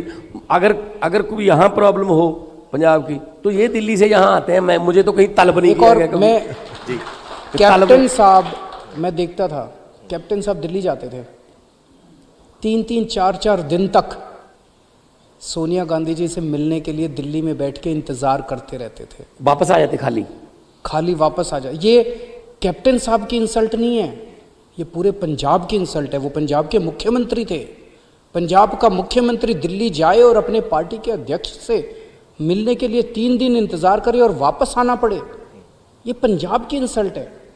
चन्नी साहब पंजाब में कम रहते हैं, दिल्ली में ज्यादा रहते हैं। सारी कैबिनेट इनकी दिल्ली में बैठी रहती है। सिद्धू साहब दिल्ली में कम, यहाँ कम रहते हैं, पंजाब दिल्ली में ज्यादा रहते हैं। हमारे पार्टी के अध्यक्ष पंजाब में रहते हैं, मेरे को काम होता है तो मैं यहाँ आता हूँ। तो ये बंद करेंगे। चलो सवाल दिल्ली से जो बदलन देना नहीं, जवाब तो ਤੁਹਾਨੂੰ ਦੇਣਾ ਪਏਗਾ, ਕਿੱਥੋਂ ਲੜਨਗੇ ਇਹ ਦੱਸ ਦਿਓ ਪਲੀਜ਼। जितो पार्टी कह दूंगी मैं तो लड़ रहे हो, देखो ਧੂਰੀ ਤੋਂ ਲੜ ਰਹੇ ਹੋ। ਮੈਨੂੰ ਪਿਛਲੀ ਵਾਰ ਪਾਰਟੀ ਨੇ ਕਿਹਾ ਜਲਾਲਾਬਾਦ ਤੋਂ ਲੜਨਾ, ਸੁਖਬੀਰ ਦੇ ਖਿਲਾਫ ਕਾਗਜ਼ ਭਰੇ, ਨਾਲ ਇਹ ਵੀ ਕਿਹਾ ਪੂਰੇ ਪੰਜਾਬ 'ਚ ਰੈਲੀਆਂ ਕਰਨੀਆਂ। 300 ਤੋਂ ਉੱਪਰ ਰੈਲੀਆਂ ਵੀ ਕੀਤੀਆਂ। ਜਲਾਲਾਬਾਦ ਨੂੰ ਮੈਂ ਕਿਤੇ ਰਲ ਗਏ, ਰਵਨੀਤ ਬਿੱਟੂ ਭੇਜਤਾ, ਉੱਥੇ ਆਪਸ 'ਚ ਰਲ ਗਏ। ਜੇ ਕਿਤੇ 2 ਦਿਨ ਜਲਾਲਾਬਾਦ ਵਾਸਤੇ ਮੈਨੂੰ ਹੋਰ ਮਿਲ ਜਾਂਦੇ, ਸੁਖਬੀਰ ਬਾਦਲ ਐਕਸ ਐਮਐਲਏ ਹੁੰਦੇ ਹੁਣ ਨੂੰ, ਠੀਕ ਹੈ ਨਾ। ਸੋ ਉਹ 60,000 ਵੋਟਾਂ ਪਈਆਂ। ਐਤਕੀ ਕਿਹਨੂੰ ਐਕਸ ਐਮਐਲਏ ਬਣਾਉਣਾ ਹੈ ਦੱਸ ਦਿਓ। ਕੋਈ ਨਾ ਕੋਈ ਤਾਂ ਬਣੂਗਾ। धोरी से लड़ेंगे, ਖਬਰ ਦੇ ਰਿਹਾ ਧੂਰੀ ਤੋਂ ਇਲੈਕਸ਼ਨ ਲੜ। बिल्कुल। ਚਲੋ ਮੈਂ ਆਡੀਅנס ਤੋਂ ਸਵਾਲ ਲੈਣਾ, ਪਰ ਉਸ ਤੋਂ ਪਹਿਲਾਂ ਇੱਕ ਥੋੜਾ ਜਿਹਾ ਇੱਕ ਐਸਾ ਕੁਐਸਚਨ ਹੈ ਜੋ ਖੂਬ ਚਰਚਾ 'ਚ ਹੈ, ਕਿਉਂਕਿ ਤੁਹਾਨੂੰ ਸੀਐਮ ਚਿਹਰਾ ਐਲਾਨਣ ਤੋਂ ਬਾਅਦ ਬਹੁਤ ਸਾਰੀਆਂ ਵੀਡੀਓਜ਼ ਜਿਹੜੀਆਂ ਭਗਵੰਤ ਮਾਨ ਦੀਆਂ ਉਹ ਵਾਇਰਲ ਹੋ ਰਹੀਆਂ, ਜਾਂ ਮੈਂ ਕਹਾਂ ਕਿ ਵਾਇਰਲ ਕੀਤੀਆਂ ਜਾ ਰਹੀਆਂ। ਮੈਂ ਡਾਇਰੈਕਟਲੀ ਕਹਿ ਰਿਹਾ ਕਿ ਜਿਹੜੀਆਂ ਲੀਕਰ ਨੂੰ ਲੈ ਕੇ ਆਪੋਜੀਸ਼ਨ ਕਹਿੰਦੀ ਹੈ ਕਿ ਆਮ ਆਦਮੀ ਪਾਰਟੀ ਨੇ ਆਪਣੀ ਲੀਕਰ ਪਾਲਿਸੀ ਅਨਾਉਂਸ ਕਰ ਦਿੱਤੀ ਸੀਐਮ ਨੂੰ, ਸੀਐਮ ਦਾ ਚਿਹਰਾ ਬਣਾ ਕੇ। ਕੇਜਰੀਵਾਲ ਸਾਹਿਬ ਤੁਸੀਂ ਕੀ ਕਹੋਗੇ? ਜਿਹੜੀਆਂ ਬਹੁਤ ਸਾਰੀਆਂ ਭਗਵੰਤ ਮਾਨ ਅੱਜ ਤੁਹਾਡੇ ਨਾਲ ਬੈਠੇ ਨੇ, ਔਰ ਮੈਨੂੰ ਲੱਗਦਾ ਕਿ ਇਹ ਐਸਾ ਇਸ਼ੂ ਹੈ ਖੁੱਲ ਕੇ ਬੋਲਣਾ ਜਾਂ ਖੁੱਲ ਕੇ ਗੱਲ ਹੋਣੀ ਚਾਹੀਦੀ है इसके ऊपर। इनको कुछ नहीं मिला जी। जैसे मैं हर इंटरव्यू में बोलता हूँ, मोदी साहब ने, मैं कट्टर ईमानदार हूँ और मेरी दिल्ली की सरकार कट्टर ईमानदार है, इसका सर्टिफिकेट मैं मोदी जी से लेके आया हूँ। मोदी जी ने मेरे पे सीबीआई की रेड कराई, दिल्ली पुलिस की रेड कराई, इनकम टैक्स की रेड कराई, ईडी की रेड कराई, सारी रेड करा ली, उनको कुछ नहीं मिला। तो मोदी जी भी आज कहते हैं, उनकी सारी एजेंसीज केंद्र सरकार कहती है देश का सबसे कट्टर ईमानदार आदमी केजरीवाल है। उसी तरह से सुखबीर बादल ने 50 लोगों की टीम लगा रखी है भगवंत मान के ऊपर। चन्नी साहब ने 50 लोगों की टीम लगा रखी है, कुछ निकालो इसका, कुछ निकालो इसका, सारा निकालने के। आपकी उम्र कितनी है? 48 साल। 48 साल के भगवंत मान की उसमें उनको 3 वीडियो मिले, तो आदमी तो कट्टर ईमानदार है। सर्टिफिकेट भी सुखबीर बादल ने दिया है, सर्टिफिकेट भी चन्नी साहब ने दिया है। मैं एक चीज़ कहना चाहता हूँ इनको सबको, भगवंत मान रेता नहीं चोरी करता, भगवंत मान नशा नहीं बेचता, भगवंत मान पंजाब को नहीं लूटता, भगवंत मान एक एक पंजाबी के दिल में बसता है। इसीलिए इनको भगवंत मान से चिढ़ हो रही है, इनको कुछ नहीं मिला इनकी ज़िंदगी में। ਮਾਨ ਸਾਹਿਬ ਤੋਂ ਮੈਨੂੰ ਮੇਰਾ ਨਿੱਜੀ ਸਵਾਲ ਹੈ ਤੁਹਾਡੇ ਤੋਂ, ਜਦੋਂ ਇਸ ਤਰੀਕੇ ਦੇ ਵੀਡੀਓ ਸਾਹਮਣੇ ਆਉਂਦੇ ਆ ਔਰ ਬਾਰ-ਬਾਰ ਉਹ ਸੋਸ਼ਲ ਮੀਡੀਆ ਤੇ ਚੱਲਦੇ ਆ, ਪ੍ਰਚਲਿਤ ਹੁੰਦੇ ਆ ਜਾਂ ਉਹਨਾਂ ਨੂੰ ਪ੍ਰਚਾਰਿਤ ਕੀਤਾ ਜਾਂਦਾ ਹੈ, ਇਸ ਤਰੀਕੇ ਨਾਲ ਤੁਸੀਂ ਮਤਲਬ ਬਤੌਰ ਪੋਲੀਟੀਸ਼ੀਅਨ, ਕਿਉਂਕਿ ਹਰ ਬੰਦਾ ਸਿੱਖਦਾ ਤੇ ਹੈ ਹੀ ਹੈ ਜਦੋਂ ਸ਼ੁਰੂ ਕਰਦਾ ਅੱਗੇ, ਜਿਵੇਂ ਜਿਵੇਂ ਤੁਸੀਂ ਪੋਲੀਟਿਕਸ 'ਚ ਅੱਗੇ ਵੱਧਦੇ ਜਾਂਦੇ ਹੋ ਤੁਹਾਡੇ 'ਚ ਮੈਚੋਰਿਟੀ ਆਉਂਦੀ ਜਾਂਦੀ ਹੈ, ਤੁਸੀਂ ਚੀਜ਼ਾਂ ਨੂੰ ਸਿੱਖਦੇ ਹੋ। ਸੇਮ ਸਾਡੀ ਫੀਲਡ 'ਚ ਹੈ, ਅਸੀਂ ਨਵੇਂ ਜਰਨਲਿਸਟ ਹੁੰਦੇ ਆ, ਹੌਲੀ ਹੌਲੀ ਪੱਕ ਜਾਂਦੇ ਆ ਚੀਜ਼ਾਂ ਨੂੰ ਕਰਦੇ ਕਰਦੇ। ਸੋ ਤੁਹਾਨੂੰ ਖੁਦ ਨੂੰ ਕਿੱਦਾਂ ਮਹਿਸੂਸ ਹੁੰਦਾ ਜਦੋਂ ਇਸ ਤਰੀਕੇ ਦੀਆਂ ਵੀਡੀਓਜ਼ ਚੱਲਦੀਆਂ ਔਰ ਲੋਕ ਕਹਿੰਦੇ ਆ ਕਿ ਭਗਵੰਤ ਮਾਨ ਤੇ ਦਾਰੂ ਪੀਂਦੇ ਆ ਔਰ ਡਿੱਗਦੇ ਫਿਰਦੇ ਆ ਔਰ ਸ਼ਰਾਬੀ ਨੇ? ਲੋਕ ਨਹੀਂ ਕਹਿੰਦੇ ਜੀ, ਇਹ ਜਿਸ ਤਰ੍ਹਾਂ ਸੀਐਮ ਸਾਹਿਬ ਨੇ ਕਿਹਾ ਜੀ, ਇਹਨਾਂ ਕੋਲੇ ਹੋਰ ਕੁਝ ਹੈ ਨਹੀਂ। ਮੈਂ 2 ਵਾਰ 2-2 ਲੱਖ ਤੇ ਜੀ 2 ਵੱਡੇ ਦਿੱਗਜਾਂ ਨੂੰ ਹਰਾ ਕੇ ਲੋਕ ਸਭਾ 'ਚ ਆਇਆ ਜੀ। ਜੇ ਲੋਕਾਂ ਲਈ ਇਹ ਮੁੱਦਾ ਹੁੰਦਾ ਤਾਂ ਮੈਨੂੰ ਕਹਿੰਦੇ ਨਹੀਂ ਯਾਰ ਇਹ ਬੰਦਾ ਠੀਕ ਨਹੀਂ, ਉਹ ਕਹਿੰਦੇ ਆ ਜੀ ਬੰਦਾ ਹੀ ਇਹ ਠੀਕ ਹੈ। ਜਿਹੜਾ ਨਾਲ ਉਹ ਮੈਨੂੰ ਕਿਸੇ ਨੇ ਇੱਕ ਵੀਡੀਓ ਭੇਜੀ, ਉਹ 'ਚ ਬਜ਼ੁਰਗ ਨੂੰ ਕਿਸੇ ਨੂੰ ਪੁੱਛ ਲਿਆ ਜਾ ਕੇ ਜੀ ਪਿੰਡ 'ਚ ਕਿਤੇ ਕਿ ਭਗਵੰਤ ਮਾਨ ਤਾਂ ਸ਼ਰਾਬ ਪੀਂਦਾ, ਉਹ ਕਹਿੰਦਾ ਉਹ ਦੂਜਿਆਂ ਵਾਂਗੂ ਲਹੂ ਤਾਂ ਨਹੀਂ ਪੀਂਦਾ, ਖੂਨ ਤਾਂ ਨਹੀਂ ਪੀਂਦਾ ਵਾ ਪੰਜਾਬੀਆਂ ਦਾ। ਸੋ ਨਾਲੇ ਕੋਈ ਮੁੱਦਾ ਹੈ ਹੀ ਨਹੀਂ ਜੀ। ਰਾਤ ਦੇ 10-10 ਵਜੇ ਤੱਕ ਕੰਮ ਕਰਨ ਵਾਲੇ ਬੰਦੇ ਆ। ਵੋਕਲ ਸਭ ਤੋਂ MP ਲੋਕ ਸਭਾ 'ਚ ਉਹ 'ਚ ਮੇਰਾ ਨਾਮ ਆਉਂਦਾ ਹੈ। ਮੇਰੇ ਦਿਲ 'ਚ ਪੰਜਾਬ ਵੱਸਦਾ ਜੀ, ਮੈਂ ਪੰਜਾਬ ਨੂੰ ਠੀਕ ਕਰਨਾ ਹੈ। ਉਹਦੇ ਵਾਸਤੇ ਕਈ ਵਾਰੀ ਸੈਂਟਰ ਨਾਲ ਵੀ ਸਵਾਲ ਕਰ ਲੈਂਦੇ ਆ ਜੀ, ਚਾਹੇ ਸਾਨੂੰ ਸੈਂਟਰ ਸਰਕਾਰ ਦੀਆਂ ਮਿਹਨਤਾਂ ਕਰਨੀਆਂ ਪੈਣ, ਪੈਰੀਂ ਹੱਥ ਲਾਉਣਾ ਪਵੇ, ਜਿਵੇਂ ਮਰਜ਼ੀ ਹੋਵੇ, ਅਸੀਂ ਪੰਜਾਬ ਨੂੰ ਦੁਬਾਰੇ ਪੰਜਾਬ ਬਣਾਉਣ ਵਾਸਤੇ ਕੋਈ ਕਸਰ ਨਹੀਂ ਛੱਡਾਂਗੇ। ਠੀਕ ਹੈ, ਅਸੀਂ ਇੱਕ ਆਡੀਅנס ਤੋਂ ਸਵਾਲ ਜ਼ਰੂਰ ਲੈਣੇ ਆ। ਸਰਬਜੋਤ ਸਾਡੇ ਨਾਲ ਨੇ। ਮਨਿੰਦਰ ਸਿੰਘ ਨਾਮ ਹੈ ਮੇਰਾ ਜੀ। First of all good afternoon all of you sir. ਮੈਂ ਚਮਕੌਰ ਸਾਹਿਬ ਹਲਕੇ ਤੋਂ ਹਾਂ। ਮੇਰਾ ਕੁਐਸਚਨ ਨਾ ਯੂਥ ਦੇ ਰਿਗਾਰਡਿੰਗ ਆ। ਤੁਹਾਨੂੰ ਕਿ ਜਿਵੇਂ ਕਿ ਸਭ ਨੂੰ ਪਤਾ ਜਿਹੜਾ ਪੰਜਾਬ ਦਾ ਯੂਥ ਆ ਉਹ ਲੱਖਾਂ ਰੁਪਏ ਆਪਣੀ ਸਟੱਡੀ ਤੇ ਲਾਉਂਦਾ ਜੀ, ਪੜ੍ਹਦਾ ਲਿਖਦਾ, ਬਟ ਉਹਨੂੰ ਪੰਜਾਬ 'ਚ ਨੌਕਰੀ ਨਹੀਂ ਮਿਲਦੀ। ਫਿਰ ਉਹ ਕੀ ਕਰਦਾ, ਉਹਦੇ ਕੋਲ ਸੈਕੰਡ ਆਪਸ਼ਨ ਕੀ ਰਹਿ ਜਾਂਦਾ, ਬਾਹਰ ਜਾਣਾ। ਉਹ ਫਿਰ ਲੱਖਾਂ ਰੁਪਏ ਕਰੋੜਾਂ ਰੁਪਏ ਲਾ ਕੇ ਫਿਰ ਬਾਹਰ ਚਲੇ ਜਾਂਦਾ ਜੀ ਉਹ। ਤਾਂ ਮੈਂ ਇਹ ਪੁੱਛਣਾ ਚਾਹੁੰਦਾ ਕਿ ਜਦ ਤੁਹਾਡੀ ਸਰਕਾਰ ਆਊਗੀ ਤਾਂ ਤੁਹਾਡੇ ਵਾਸਤੇ ਯੂਥ ਆ ਉਹਨਾਂ ਨਾਲ ਲਈ ਤੁਹਾਡੇ ਕੋਲ ਕੀ ਰੋਡ ਮੈਪ ਆ? ਕਿਉਂਕਿ ਤੁਸੀਂ ਦਿੱਲੀ ਦੇ ਵਿੱਚ ਬਹੁਤ ਲੋਕਾਂ ਨੂੰ ਰੋਜ਼ਗਾਰ ਦਿੱਤਾ ਹੈ, ਤਾਂ ਸਾਨੂੰ ਤੁਹਾਡੇ ਤੇ ਬਹੁਤ ਜ਼ਿਆਦਾ ਹੋਪ ਨੇ। ਤਾਂ ਤੁਸੀਂ ਪਲੀਜ਼।